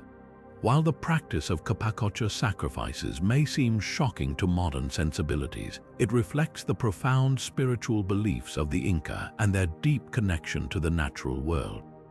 It reminds us that rituals, no matter how strange or unsettling they may appear, often hold deep meaning within the cultures that practice them. As we move forward, we'll explore another ancient practice that reveals the intricate ways in which civilizations sought to understand and influence the world around them. Next, we'll uncover the Greek practice of consulting the dead, a fascinating glimpse into the ancient world's relationship with the afterlife. Now, let's shift our focus from the high Andes to the ancient Mediterranean, where the Greeks turned to the dead for guidance in a practice known as necromancy. This fascinating and eerie tradition reveals how the ancient Greeks sought to bridge the gap between the living and the afterlife, believing that the dead held wisdom and insight beyond the reach of the living. Necromancy, derived from the Greek words for dead and divination, was a ritualistic practice where individuals would summon the spirits of the deceased to seek their counsel. The Greeks believed that the dead, having crossed into the realm of the afterlife, possessed knowledge of both past and future events. This made them invaluable sources of advice, especially in times of uncertainty or crisis. The rituals of necromancy were elaborate and often took place in specific locations believed to be gateways to the underworld. One of the most famous sites for these practices was the Necromanteon, or Oracle of the Dead, located in Epirus. This ancient temple was thought to be a place where the living could communicate with the dead, and it attracted those desperate for answers or seeking to uncover hidden truths. To summon the dead, necromancers would perform a series of rituals designed to appease the spirits and gain their cooperation. These rituals often included offerings of food, drink, and animal sacrifices, which were believed to nourish and please the spirits. The necromancer would then enter a trance-like state, sometimes aided by hallucinogenic substances, to facilitate communication with the deceased. The spirits were thought to appear in visions or dreams, delivering messages that could guide the living in their decisions. The cultural beliefs surrounding necromancy were deeply rooted in Greek mythology and religion. The Greeks viewed the afterlife as a shadowy realm where the dead retained their identities and memories, though they were no longer bound by the physical world. This belief made the idea of consulting the dead both plausible and compelling. Figures like Orpheus, who famously journeyed to the underworld to retrieve his wife Eurydice, further reinforced the idea that the boundary between life and death could be crossed. However, necromancy was not without its risks. The Greeks believed that disturbing the dead could anger the spirits or even the gods, leading to misfortune or divine retribution. As a result, necromancy was often approached with caution and performed by skilled practitioners who understood the rituals and precautions necessary to avoid provoking the dead. The practice of consulting the dead offers a unique glimpse into the ancient Greek worldview, where the boundaries between life and death were seen as fluid and permeable. It reflects their deep respect for the wisdom of the past and their belief in the interconnectedness of all existence. As we continue our journey through the weirdest practices of the ancient world, we'll next explore the Egyptian use of crocodile dung as a contraceptive, a practice that reveals yet another surprising aspect of ancient ingenuity and resourcefulness. Now, let's move from the spiritual realm of the Greeks to the practical and somewhat peculiar world of ancient Egyptian medicine. Among their many innovations, the Egyptians developed a rather unusual method of contraception: crocodile dung. Yes, you heard that right. This practice might sound bizarre to modern ears, but it offers a fascinating glimpse into the ingenuity and resourcefulness of ancient Egyptian society. The use of crocodile dung as a contraceptive was rooted in the Egyptians' deep understanding of natural materials and their properties. They believed that the dung, when mixed with other substances, could act as a barrier to prevent pregnancy. While the exact recipe varied, it often included ingredients like honey and acacia gum, which were thought to enhance its effectiveness. The mixture was applied as a paste or inserted into the body, creating a physical barrier that aimed to block sperm. From a modern perspective, the idea of using crocodile dung might seem not only unappealing but also ineffective and potentially hazardous. However, the Egyptians likely saw it as a practical solution, given the materials available to them. Crocodiles were abundant along the Nile, and their dung was easily accessible. Moreover, the Egyptians associated crocodiles with fertility and protection, which may have added a symbolic layer to this practice. The crocodile god Sobek, for instance, was revered as a powerful deity linked to both creation and safeguarding. But how effective was this method? While it's hard to say with certainty, some historians suggest that the alkaline nature of crocodile dung could have had spermicidal properties, potentially reducing the chances of conception. However, the risks of infection or irritation would have been significant, making this a far cry from the safe and reliable contraceptives we have today. Still, it highlights the Egyptians' willingness to experiment and their commitment to finding solutions to everyday challenges. This practice also reflects the broader cultural context of ancient Egypt, where fertility and childbirth were central to both personal and societal well-being. Contraception was not just about preventing pregnancy, it was also about managing family size and ensuring the health of mothers and children. The use of crocodile dung, while unconventional, underscores the Egyptians' pragmatic approach to life and their ability to adapt to their environment. As we continue our exploration of the ancient world's strangest practices, this example reminds us that even the most unusual customs often have deeper meanings and purposes. Next, we'll turn our attention to the Celts and their striking tradition of woad body painting, a practice that combined artistry, identity, and warfare in ways that continue to captivate us today. Now, shifting our focus from the Nile to the misty forests of ancient Europe, we encounter the Celts and their striking tradition of woad body painting. This practice, often associated with their fierce warriors, was far more than just a visual spectacle. It was a powerful blend of symbolism, identity, and practicality. The Celts, known for their vibrant culture and formidable presence in battle, used woad, a plant native to Europe, to create a deep blue dye. Warriors would paint intricate patterns on their bodies, transforming themselves into living works of art. But this wasn't just about aesthetics. The woad paint served multiple purposes, both symbolic and practical, that made it an integral part of Celtic warfare. Symbolically, the blue paint was believed to hold protective and mystical properties. The Celts thought it could ward off evil spirits and invoke the favor of their gods, granting them strength and courage in battle. The patterns themselves often carried personal or tribal significance, acting as a form of non-verbal communication. They could signify a warrior's rank, achievements, or allegiance, turning their bodies into a canvas that told their story. On a practical level, the woad paint also had benefits that extended beyond the spiritual. The dye contained natural antiseptic properties, which could help prevent infections from wounds sustained in combat.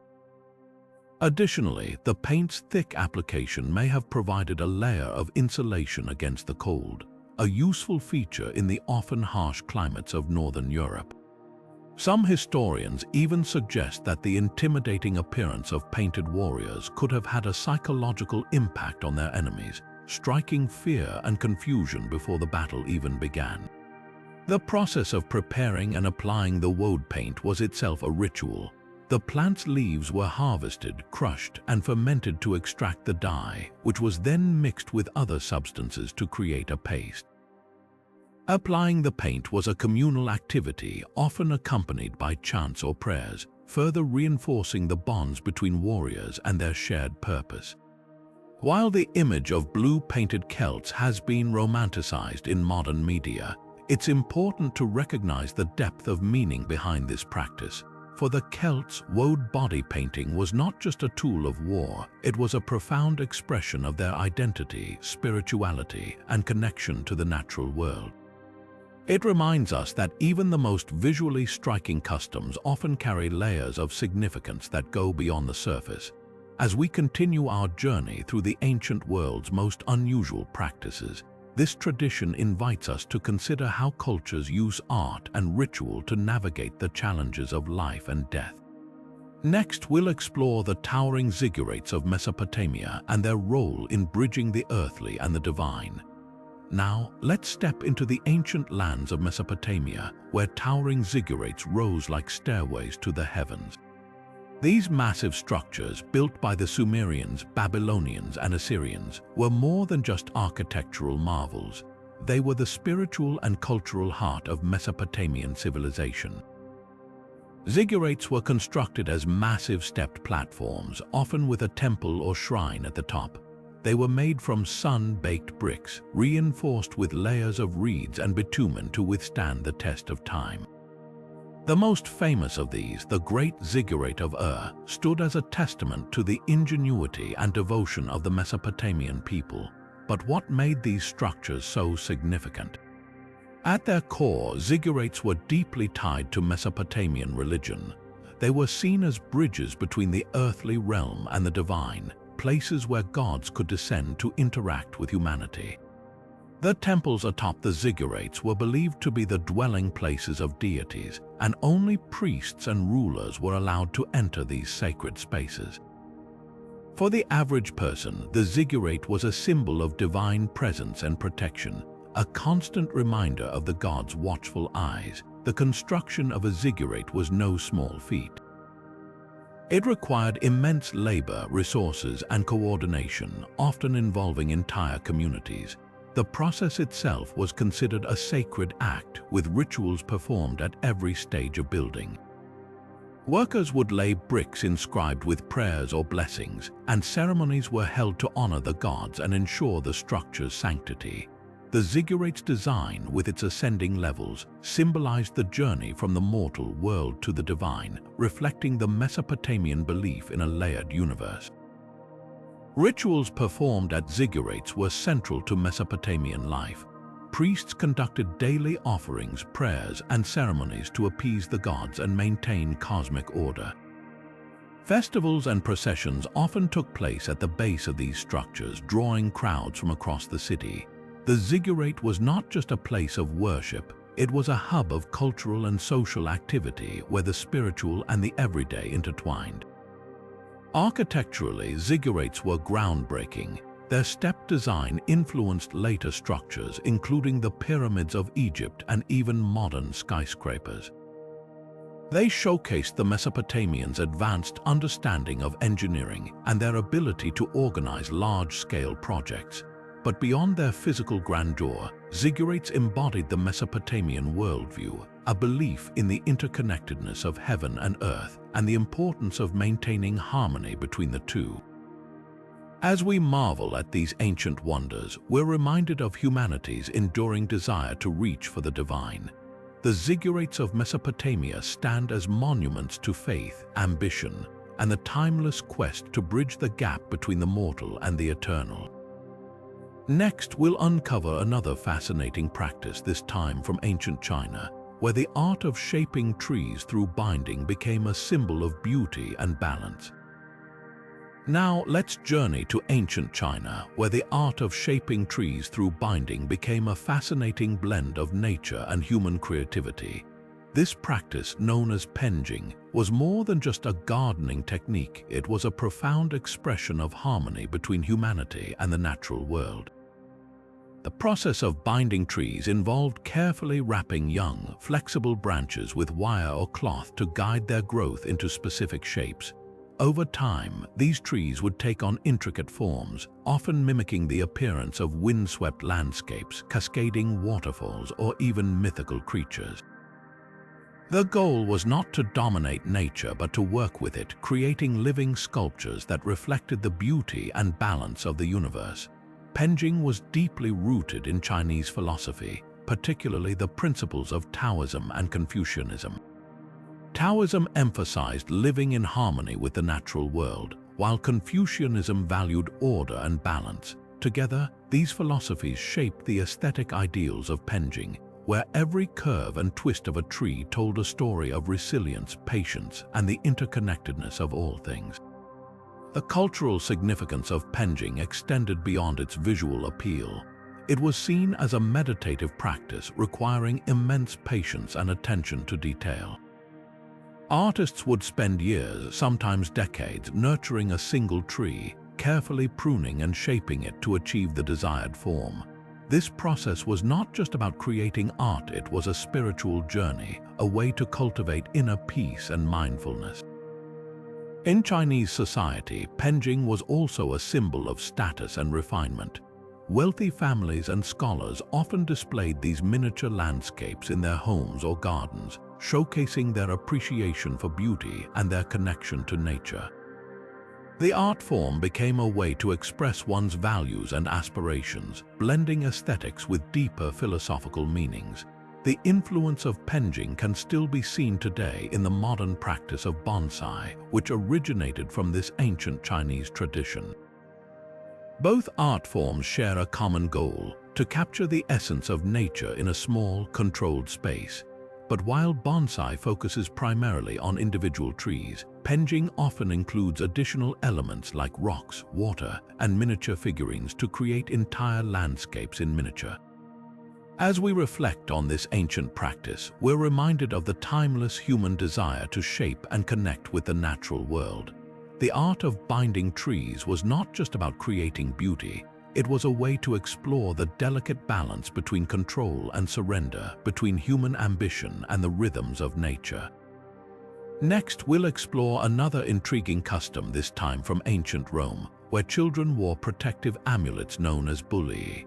Now, let's turn our attention to ancient Rome, where children were adorned with a unique form of protection, bullae amulets. These small, pouch-like charms were more than just decorative. They held deep cultural and spiritual significance for Roman families. A bulla was typically made from a variety of materials depending on the family's wealth. For the affluent, bullae were crafted from gold, while those of more modest means used leather or other metals. Inside the pouch, protective charms or inscriptions were often placed, believed to ward off evil spirits and bring good fortune. The bulla was worn around the neck, symbolizing a shield against harm and a connection to the divine. From the moment a Roman boy was born, he was given a bulla which he would wear until he reached adulthood. Girls, on the other hand, usually wore their bullae until they married. This practice reflected the Roman belief in the vulnerability of children and the need for divine protection during their formative years. The bulla was not just a piece of jewelry, it was a tangible expression of a parent's love and hope for their child's safety and prosperity. The cultural significance of the bulla extended beyond its protective role. It was also a symbol of status and identity. For boys, the removal of the bulla during the coming-of-age ceremony, known as the toga virilis, marked their transition into manhood and full participation in Roman society. This ritual underscored the importance of the bulla as a lifelong guardian during childhood, a period seen as fraught with danger and uncertainty. Interestingly, the bulla also had ties to Roman mythology. It was said to have been inspired by the story of the god Mars, who was given a protective charm by his mother to safeguard him in battle. This mythological connection reinforced the bulla's role as a sacred object, linking Roman children to their gods and the broader cultural values of strength, protection, and divine favor. As we consider this ancient practice, we see how deeply intertwined it was with Roman beliefs about family, spirituality, and societal roles. The bulla was more than an amulet, it was a symbol of hope, identity, and the enduring bond between parents and their children. Next, we'll explore another fascinating Roman tradition, the festival of Saturnalia, where social norms were turned upside down in a celebration of freedom and revelry. Now, shifting our focus to the Aztec civilization, we uncover a practice that might seem shocking to modern sensibilities: the creation and consumption of amaranth and blood cakes. These cakes, known as tizoli, were not ordinary food items but held profound religious significance in Aztec culture. Amaranth, a highly nutritious grain, was a staple in the Aztec diet, but its use in these cakes went beyond mere sustenance. Mixed with honey or magi sap, the amaranth dough was shaped into small figures representing gods or sacred symbols. What made these cakes truly unique, however, was the addition of human blood, often drawn from sacrificial rituals. The blood was believed to imbue the cakes with divine energy, making them a powerful offering to the gods. These cakes played a central role in religious ceremonies, particularly during festivals dedicated to deities like Huitzilopochtli, the god of war and the sun. The Aztecs believed that consuming these cakes allowed them to partake in the divine essence of their gods, fostering a spiritual connection and ensuring the gods' favor. This practice was deeply intertwined with the Aztec worldview, which emphasized the cyclical nature of life and the necessity of sacrifice to maintain cosmic balance. The preparation of these cakes was a sacred act often carried out by priests in elaborate rituals. The process was seen as a form of communion where the physical and spiritual realms intersected. For the Aztecs, eating these cakes was not just an act of devotion but a way to sustain the universe itself, as they believed the gods required nourishment to continue their vital roles in maintaining order. While the idea of consuming blood may seem extreme today, it's important to understand the cultural and religious context in which this practice existed. For the Aztecs, these cakes were a tangible expression of their faith and a reminder of their interconnectedness with the divine. Next, we'll delve into another intriguing aspect of ancient medicine: the Egyptian use of honey for wound healing, a practice that highlights their advanced understanding of natural remedies. Now, let's step into the world of ancient Egyptian medicine, where honey wasn't just a sweet treat but a powerful healing agent. The Egyptians were pioneers in medical practices, and their use of honey for wound healing is a testament to their advanced understanding of natural remedies. Honey, with its natural antibacterial properties, was a cornerstone of Egyptian medicine. They recognized its ability to prevent infections and promote healing, making it a go-to treatment for wounds, burns, and even surgical incisions. The sticky texture of honey created a protective barrier over injuries, keeping out harmful bacteria while its enzymes produced hydrogen peroxide, a natural antiseptic. This combination made honey an incredibly effective treatment long before modern antibiotics were invented. The Egyptians didn't just use honey randomly, they incorporated it into detailed medical texts such as the Ebers Papyrus, one of the oldest medical documents in history. This text outlines specific recipes and applications for honey, often mixing it with other ingredients like herbs or animal fats to create ointments and salves. These remedies were used to treat everything from minor cuts to more serious conditions, showcasing the versatility of honey in their medical toolkit.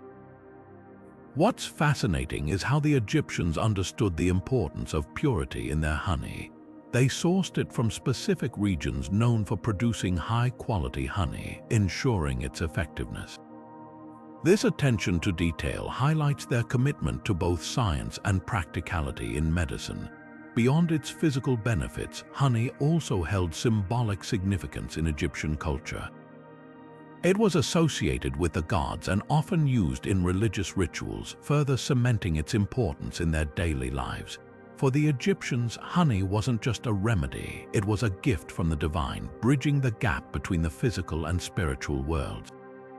As we move forward, we'll explore another intriguing practice from the ancient world, the Greek tradition of offering hair to the gods, a ritual that reveals their deep connection to spirituality and devotion. Now let's journey to ancient Greece, where devotion to the gods took on a deeply personal and symbolic form, the offering of hair. For the ancient Greeks, hair was more than just a part of their appearance. It was a powerful symbol of life, strength, and identity. Offering it to the gods was seen as one of the most profound acts of piety and sacrifice. In Greek culture, hair was believed to carry a person's essence, a physical representation of their vitality and connection to the divine. This belief made the act of cutting and dedicating hair to the gods a meaningful ritual, often performed during significant life events or religious ceremonies. Young men and women, particularly those transitioning into adulthood, would cut a lock of their hair and present it at temples as an offering. This act symbolized their gratitude, humility, and commitment to the gods who guided their lives. One of the most well-known examples of this practice comes from the city of Athens, where young men would dedicate their hair to the god Apollo. Apollo, associated with youth, beauty, and prophecy, was seen as a protector of young people entering adulthood. By offering their hair, these young men sought his blessings for a prosperous and virtuous life. Similarly, young women often dedicated their hair to Artemis, the goddess of childbirth and purity, as they prepared for marriage and motherhood. The rituals surrounding hair offerings were deeply ceremonial. The hair would be carefully cut, sometimes in specific patterns or lengths, and then placed on altars or hung in temples. In some cases, the hair was even woven into sacred objects or used to adorn statues of the gods. These acts were not just symbolic, they were believed to create a tangible connection between the worshipper and the divine, ensuring the gods' favor and protection. Beyond its religious significance, the practice of offering hair also reflected broader cultural values. It highlighted the importance of personal sacrifice and the belief that giving something of oneself, literally a part of one's body, was the ultimate expression of devotion. This idea resonated deeply in a society where the gods were seen as active participants in human affairs, influencing everything from harvests to battles.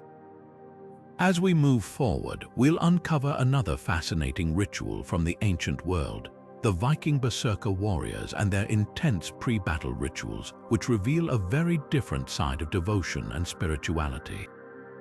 Now, let's shift our focus to the fierce and enigmatic world of the Vikings, where battle preparation took on an almost otherworldly intensity.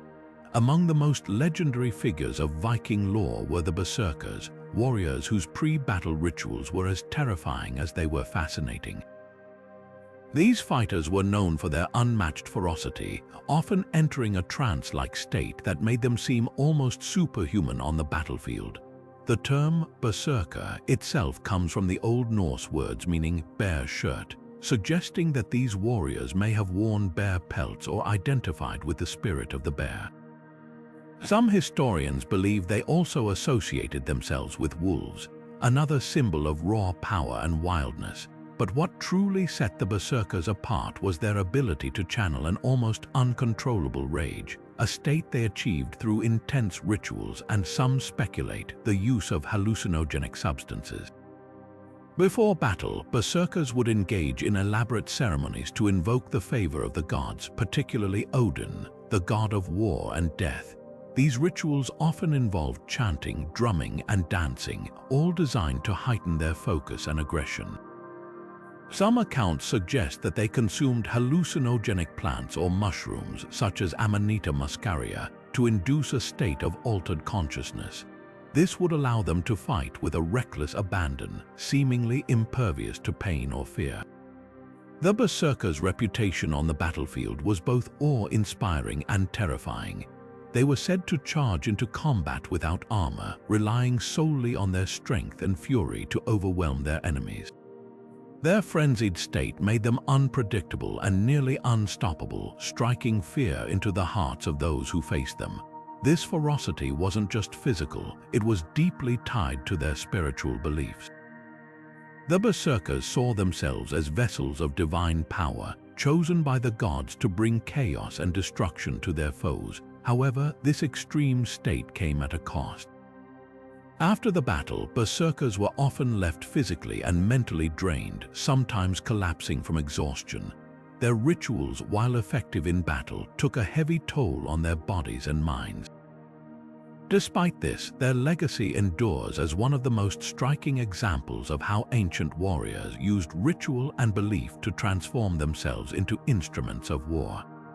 As we continue our journey through the ancient world, we'll explore another remarkable practice, the Mayan ball courts and their role in religious ceremonies, where sport and spirituality intertwined in unexpected ways. Now, let's step into the vibrant world of the ancient Maya, where sport and spirituality collided in one of the most fascinating rituals of their time.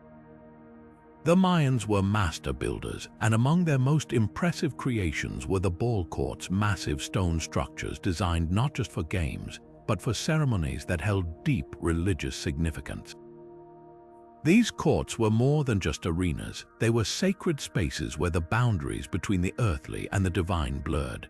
The Mayan ball game, known as Pok-a-Tok, was far from a casual pastime. Played with a solid rubber ball, the game required players to use their hips, elbows, and knees to keep the ball in motion, aiming to pass it through a stone ring mounted high on the court walls. The rules were complex and the stakes were incredibly high. For the Maya, this wasn't just a sport, it was a ritual that mirrored the cosmic struggle between life and death, light and darkness. The ball courts themselves were architectural marvels, often located at the heart of Mayan cities. Built with precise alignments to the stars, these courts were designed to reflect the Mayas' understanding of the cosmos. The long, narrow playing field symbolized the path of the sun across the sky, while the stone rings represented portals to the underworld.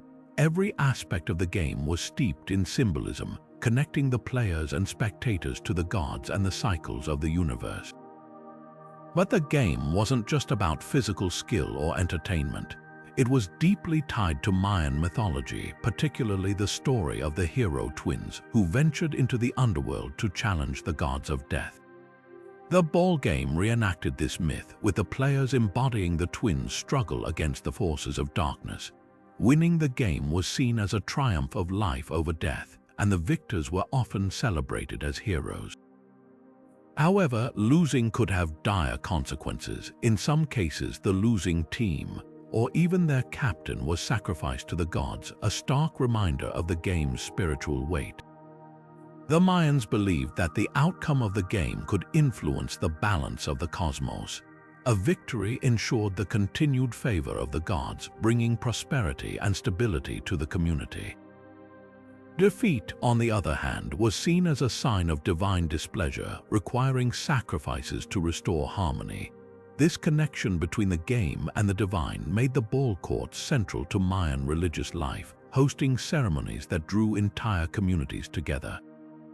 As we move forward, we'll uncover another intriguing practice from the ancient world, the Persian use of fire in worship, where flames became a powerful symbol of purity and divinity.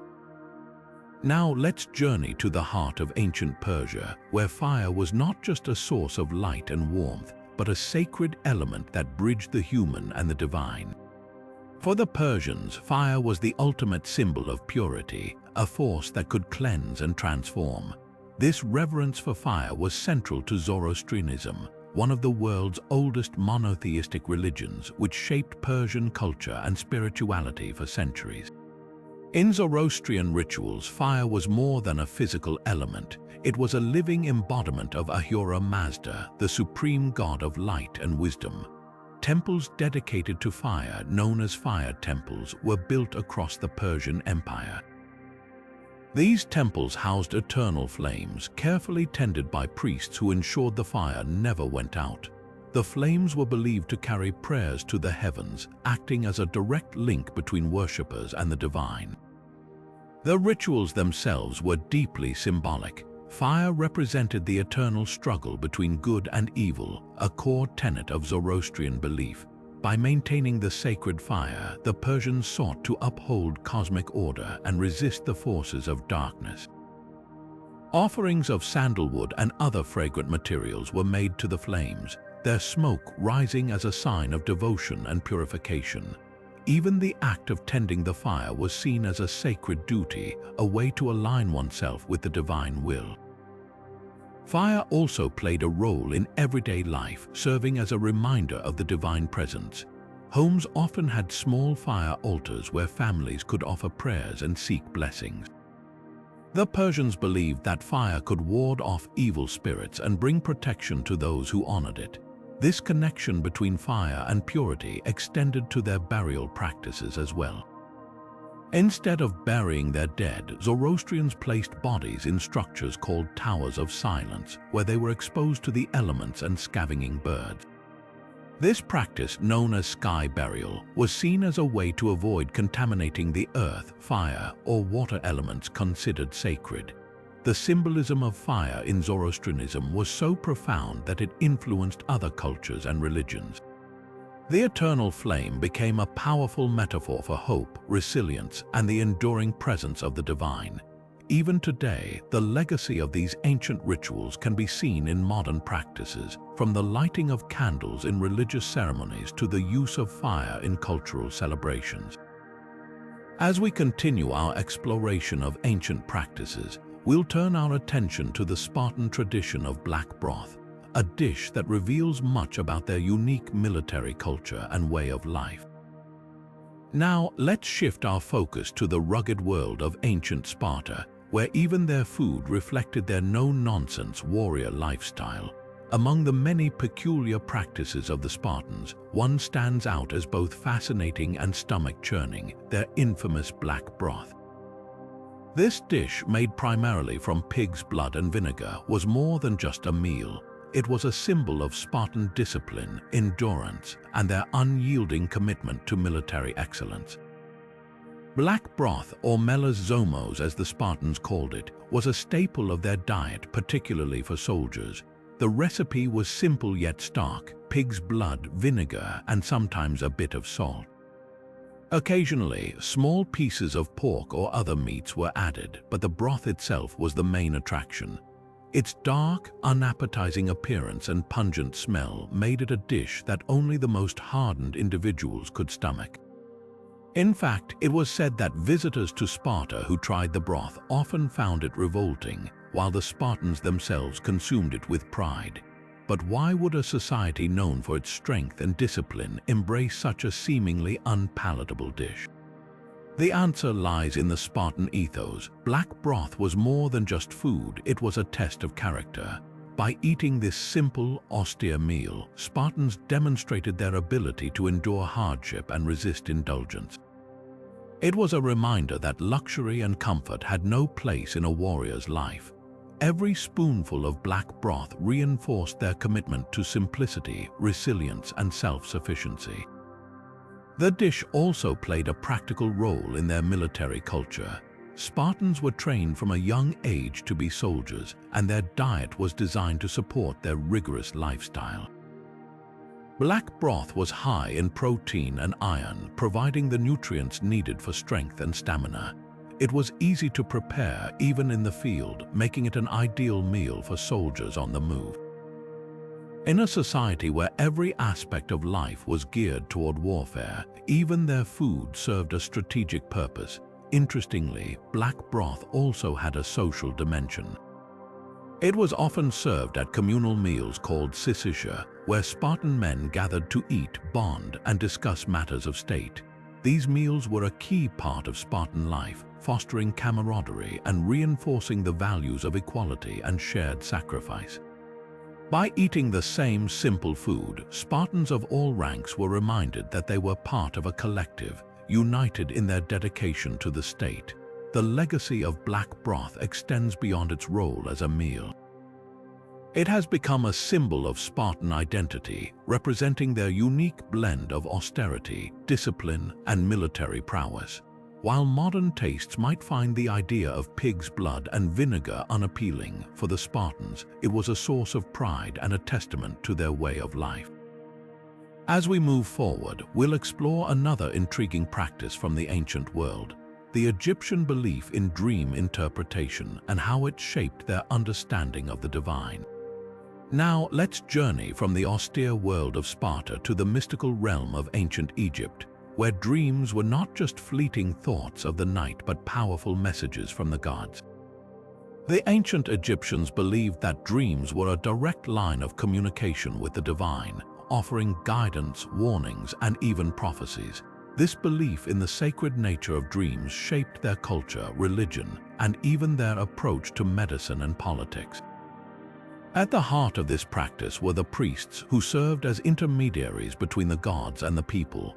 These priests were highly trained in the art of dream interpretation, a skill that required deep knowledge of religious texts, symbols, and the complex pantheon of Egyptian deities. When someone had a vivid or troubling dream, they would often visit a temple to seek the wisdom of these priests. The priests would then analyze the dream, looking for signs and symbols that could reveal its meaning. For example, dreaming of a snake might be interpreted as a warning of danger, while dreaming of the Nile flooding could symbolize abundance and prosperity.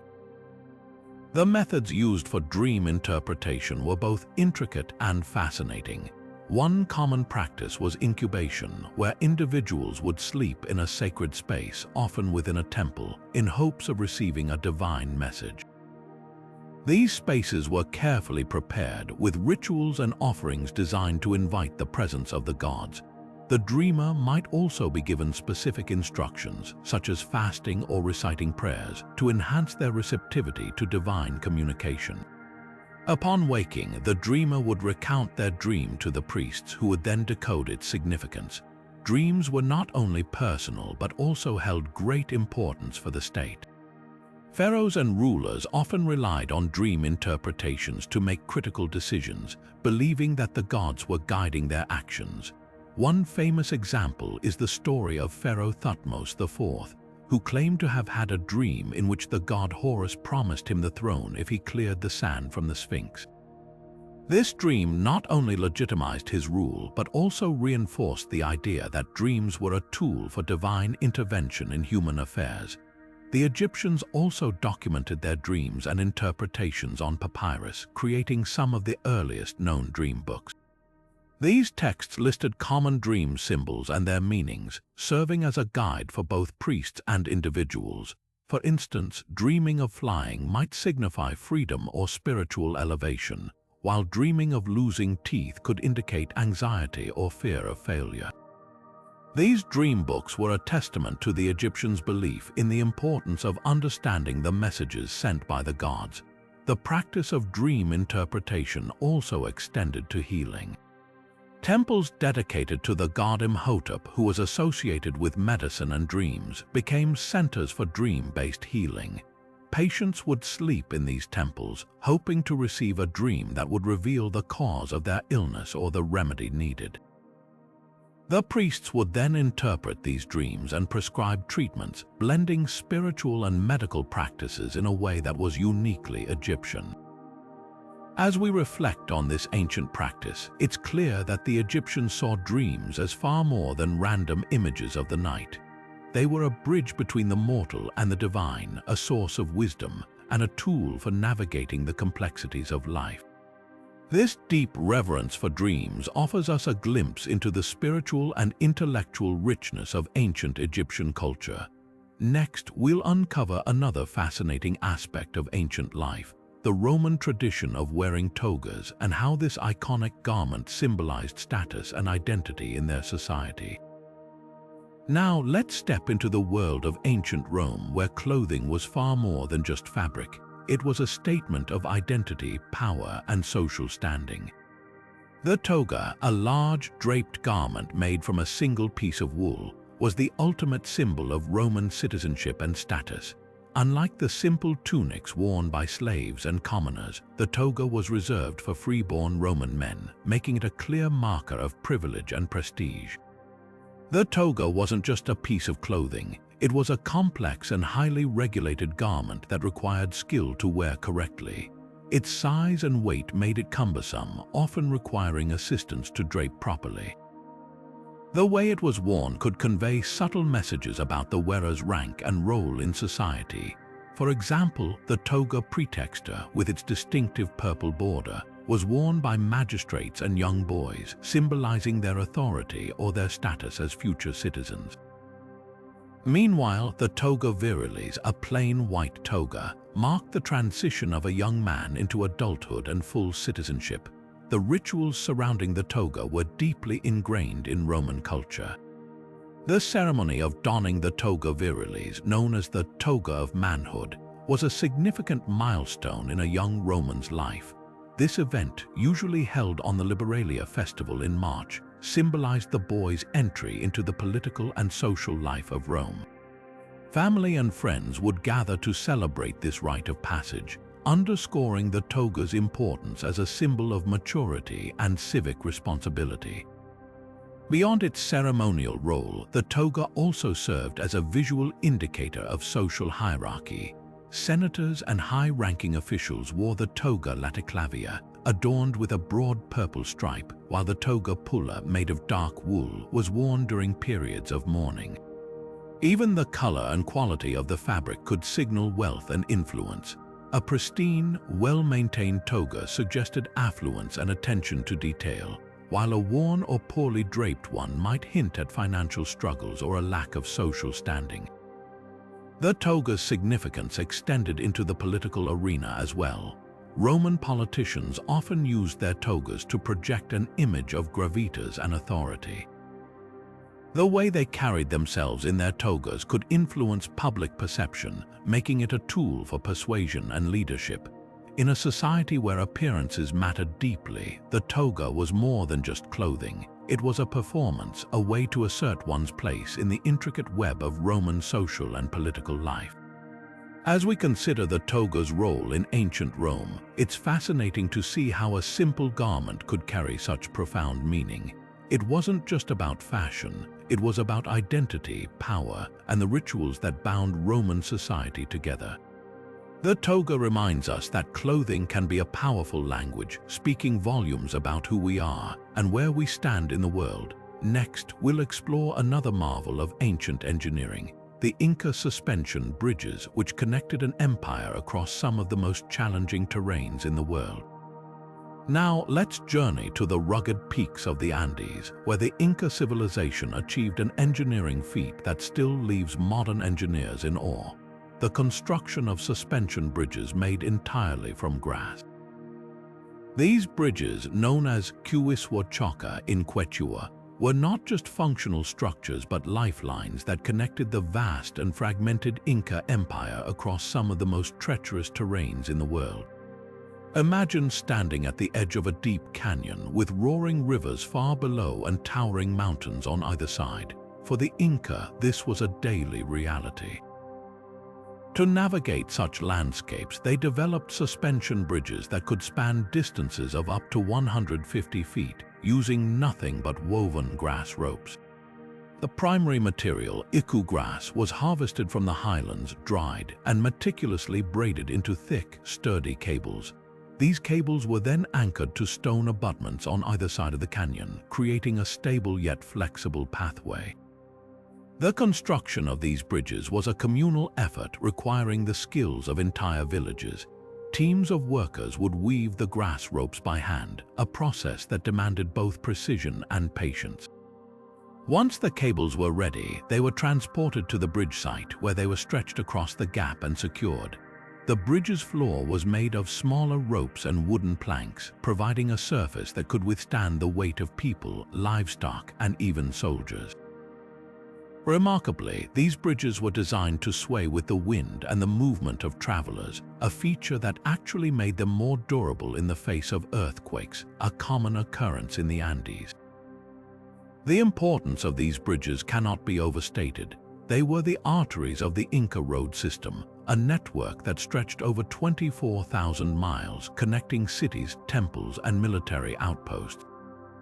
Without these bridges, the empire's ability to communicate, trade, and mobilize troops would have been severely hindered. They allowed messengers, known as chasquis, to relay information swiftly across vast distances, ensuring the empire's cohesion and control. But these bridges were more than just practical tools. They held deep cultural and spiritual significance. The Inca believed that the bridges were gifts from the gods, enabling them to traverse the sacred landscape of their ancestors.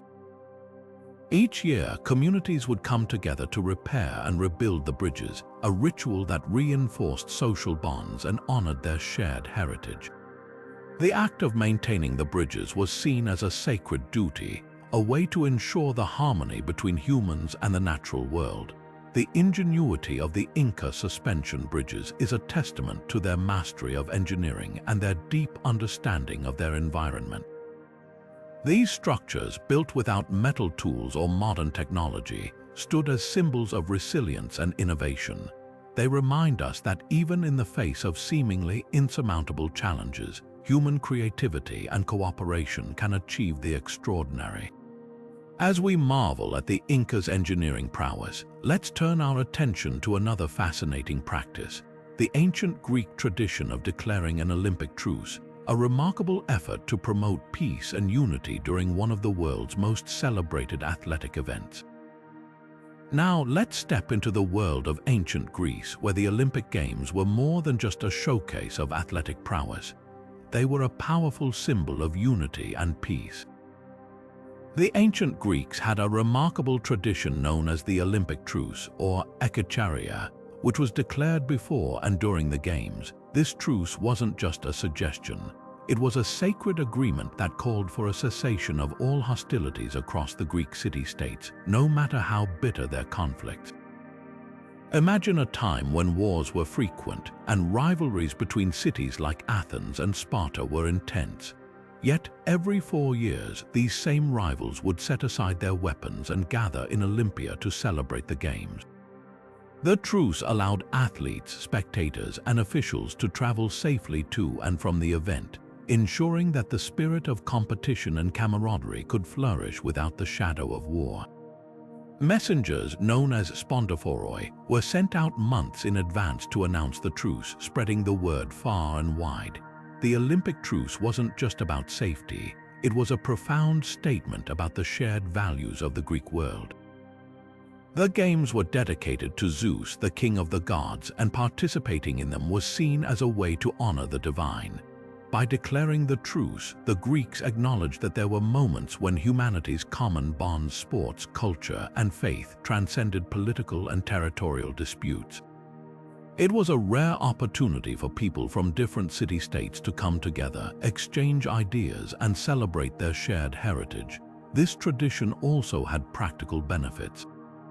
The truce allowed for the free movement of people and goods, fostering trade and cultural exchange. It gave athletes the chance to compete without fear, and it provided a temporary respite from the constant warfare that plagued the region. For a brief period, the focus shifted from conflict to cooperation, from division to unity. The Olympic truce remains one of the most enduring legacies of the ancient Games. It reminds us that even in times of strife, there is always room for peace and mutual respect. The modern Olympic Games have revived this concept, with the International Olympic Committee calling for a global truce during the event. While the world today is far more complex than ancient Greece, the idea that sports can bring people together and promote harmony is as relevant as ever. As we reflect on this ancient tradition, let's turn our attention to another intriguing practice: the Egyptian use of natron in the mummification process, a fascinating blend of science and spirituality that preserved bodies for eternity.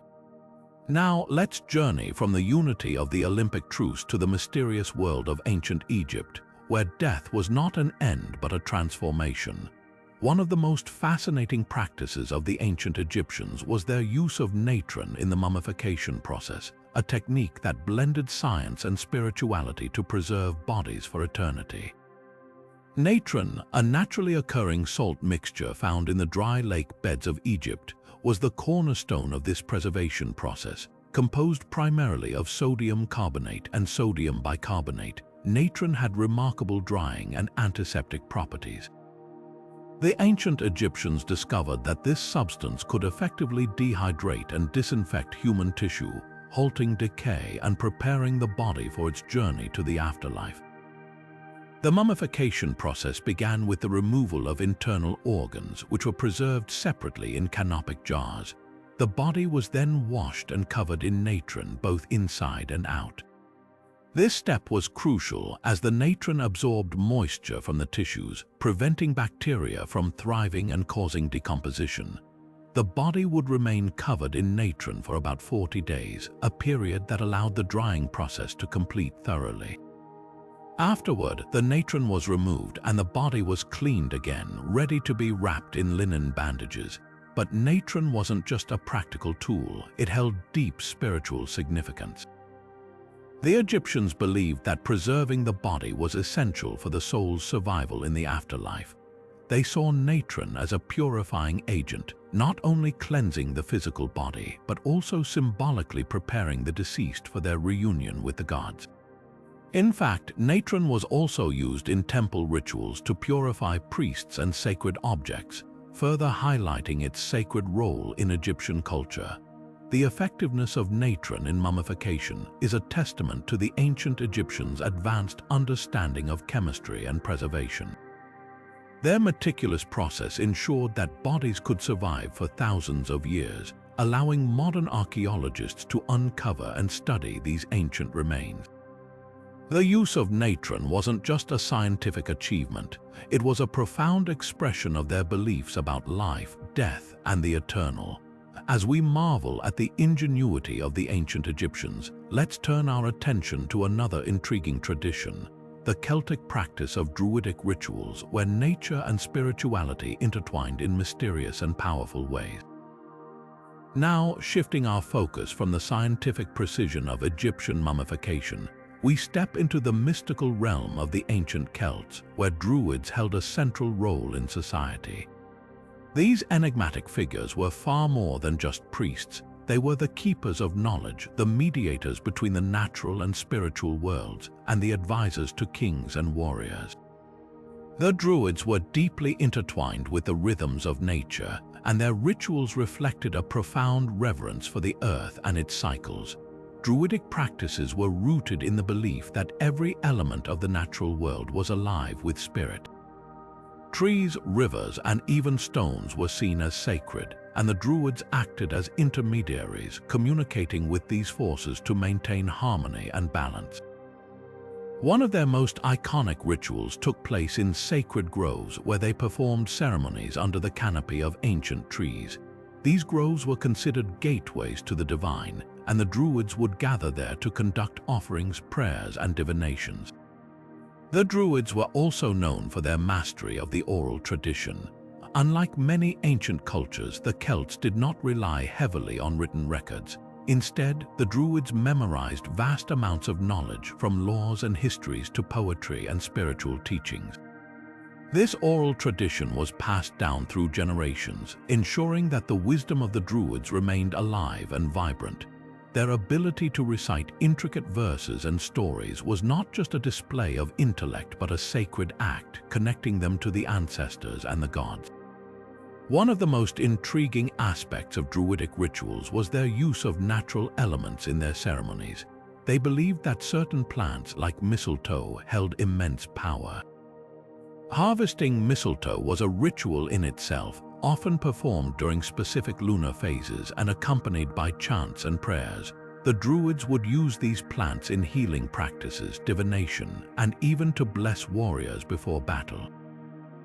Their deep understanding of herbal medicine and the natural world made them indispensable figures in Celtic society. The Druids also played a crucial role in marking the passage of time and the changing of seasons. Festivals like Samhain, Imbolc, Beltane, and Lugnasad were central to Celtic life, and the Druids orchestrated the rituals that accompanied these celebrations. These festivals were not just social events but spiritual milestones, aligning the community with the cycles of nature and the cosmos. Through their rituals, the Druids reinforced the interconnectedness of all life, reminding the Celts of their place within the greater tapestry of existence. As we explore the mysteries of the Druids, it's clear that their practices were more than mere superstition. They were a reflection of a worldview that saw the divine in every leaf, stone, and stream. Their rituals bridged the gap between the seen and the unseen, offering a glimpse into a culture that revered the natural world as a living, breathing entity. With this understanding, let's now turn to another ancient practice that reveals humanity's enduring fascination with the mystical: the Mesopotamian tradition of writing curses on clay tablets. Now, let's journey from the sacred groves of the Celts to the bustling cities of ancient Mesopotamia, where the written word held a power unlike anything we've seen so far. Here, writing wasn't just a tool for record-keeping or storytelling, it was a weapon. The Mesopotamians believed that words, when inscribed on clay tablets, could summon the wrath of the gods themselves. This practice, known as curse writing, was a fascinating blend of religion, magic, and law, offering a unique window into the fears and beliefs of one of the world's earliest civilizations. At the heart of this practice was the belief that the gods were deeply involved in human affairs. If someone wronged you, you didn't just seek justice in the courts, you could appeal directly to the divine. By writing a curse on a clay tablet, you were essentially filing a complaint with the gods, asking them to punish the offender. These curses could target anything from thieves and rivals to entire cities, and they were often written in elaborate, poetic language to ensure the gods took notice. The process of creating these curse tablets was itself a ritual. Scribes would carefully inscribe the curses using a stylus, pressing the words into soft clay. The tablets were then baked to harden them, symbolizing the permanence of the curse. Some were buried in specific locations like temples or graves to ensure they reached the gods or the spirits of the underworld. Others were placed in public spaces, serving as both a warning and a form of psychological warfare. Imagine walking through a Mesopotamian marketplace and stumbling upon a tablet that cursed anyone who dared to cheat or steal. It was a powerful deterrent. The content of these curses varied widely, but they often included vivid descriptions of the punishments the offender would face. A thief might be cursed with blindness, while a rival could be doomed to suffer endless misfortune. Some curses even invoked specific deities like the goddess Ishtar or the god Enlil to carry out the punishment. The Mesopotamians believed that the gods were bound by the words written on these tablets, making them an irresistible force of divine justice. What's particularly intriguing is how these curses reflect the Mesopotamian worldview. They saw the universe as a place where order and chaos were in constant tension, and the gods were the ultimate arbiters of balance. By writing curses, they were not just seeking revenge, they were restoring harmony. It was a way of asserting control in a world where human power was limited, and divine intervention was often the only hope for justice. As we reflect on this practice, it's clear that the Mesopotamians viewed writing as far more than a mundane tool. It was a bridge between the human and the divine, a way to channel the power of the gods into the everyday struggles of life. And while we may no longer believe in the magic of cursed tablets, the idea that words can shape reality is something that still resonates with us today. With that in mind, let's turn our attention to another ancient practice that reveals humanity's enduring quest for connection with the divine, the Chinese tradition of acupuncture. Now, let's shift our focus from the mystical power of words in Mesopotamia to the ancient art of healing in China. The Chinese practice of acupuncture is one of the most enduring and fascinating medical traditions in human history, with roots that stretch back thousands of years. At its core, acupuncture is based on the belief that the body is a network of energy pathways or meridians through which life force known as Qi flows. When this energy becomes blocked or imbalanced, illness and pain arise. Acupuncture aims to restore harmony by inserting thin needles into specific points along these meridians, stimulating the body's natural healing processes. The origins of acupuncture are deeply intertwined with Chinese philosophy and cosmology. Ancient Chinese thinkers viewed the universe as a dynamic interplay of opposing yet complementary forces known as yin and yang. Health was seen as a state of balance between these forces, while disease was the result of their disruption. This holistic approach to medicine emphasized the interconnectedness of the body, mind, and environment, a perspective that still influences traditional Chinese medicine today. The earliest records of acupuncture date back to the Han Dynasty around 2,000 years ago, though some scholars believe its origins may be even older. Texts like the Huangdi Nijing or the Yellow Emperor's Classic of Internal Medicine provide detailed descriptions of acupuncture techniques and the theoretical framework behind them.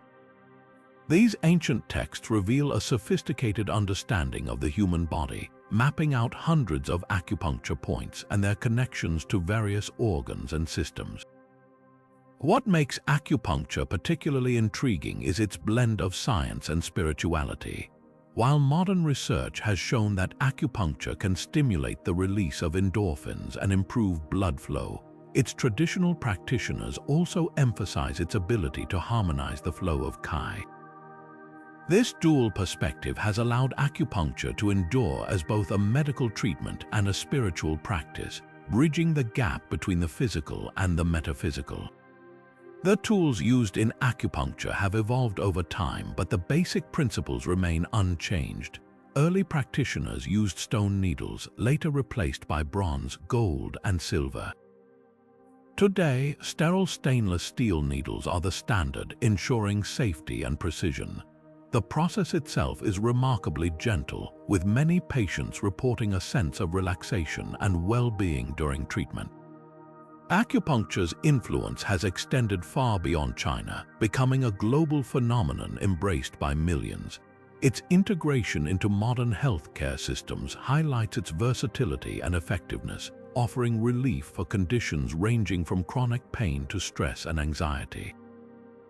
Yet, despite its widespread adoption, acupuncture remains deeply rooted in the ancient wisdom of its origins, a testament to the enduring power of traditional knowledge. As we explore this ancient practice, it's clear that acupuncture is more than just a medical technique. It's a reflection of humanity's quest to understand and heal the body, mind, and spirit. With its rich history and profound philosophy, acupuncture continues to inspire and intrigue, bridging the gap between the ancient and the modern. And now, as we prepare to delve into our final practice, let's turn our attention to the Roman festival of Saturnalia, a celebration that turned the social order upside down. Now, let's step into the vibrant and chaotic world of ancient Rome, where the festival of Saturnalia turned everyday life upside down.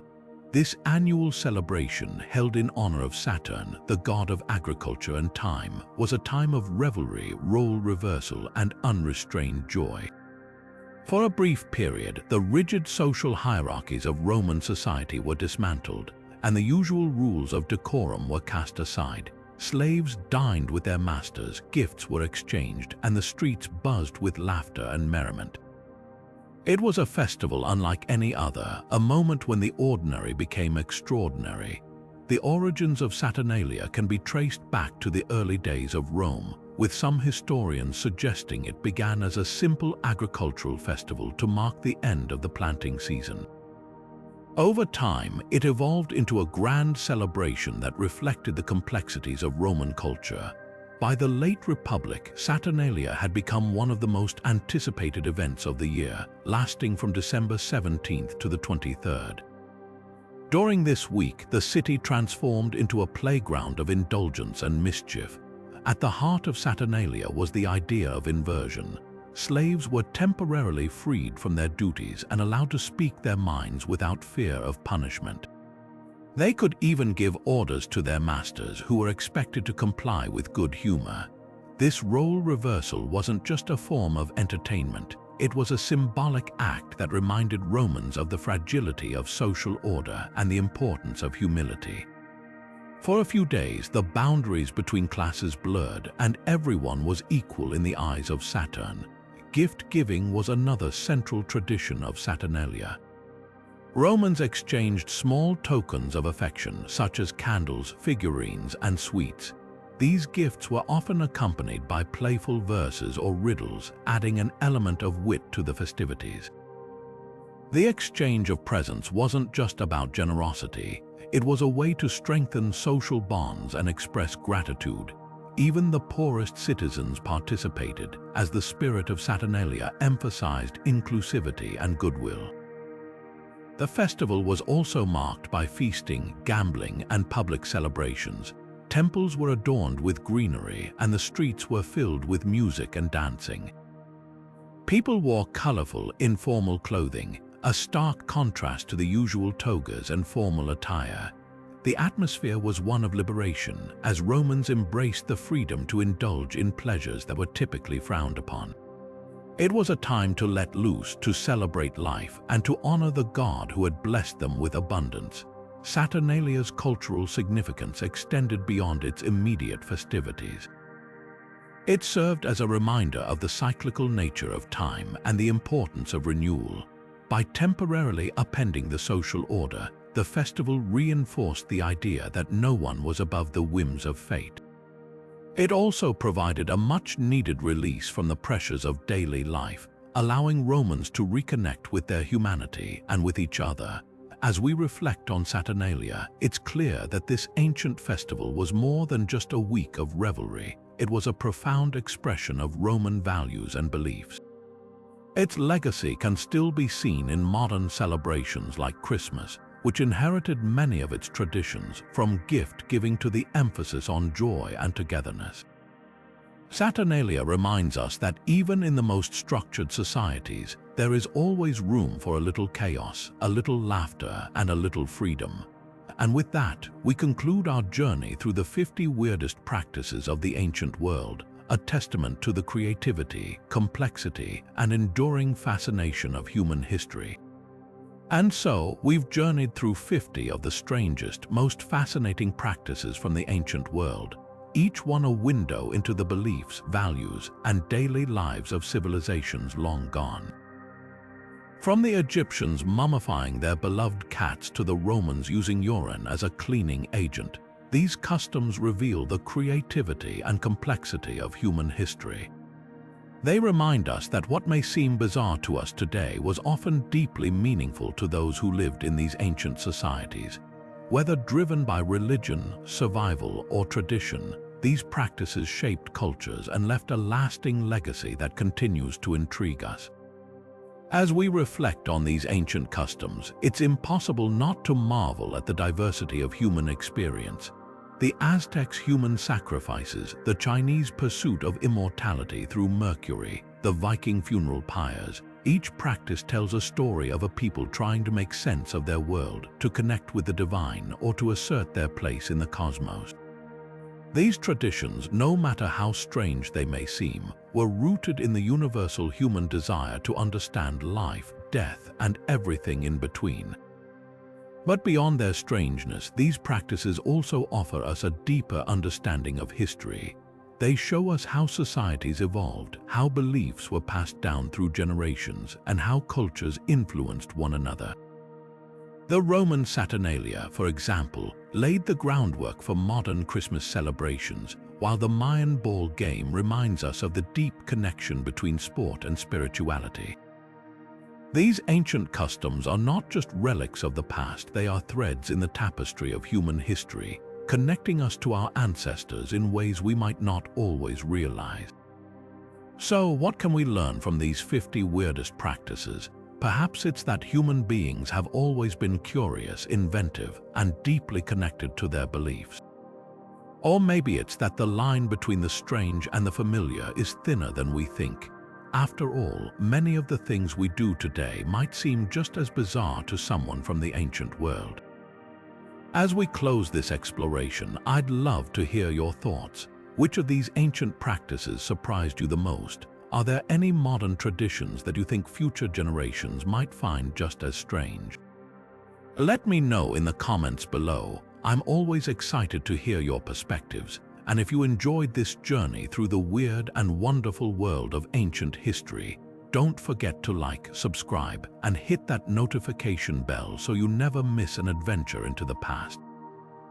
Thanks for joining me, and until next time, keep exploring the mysteries of our world.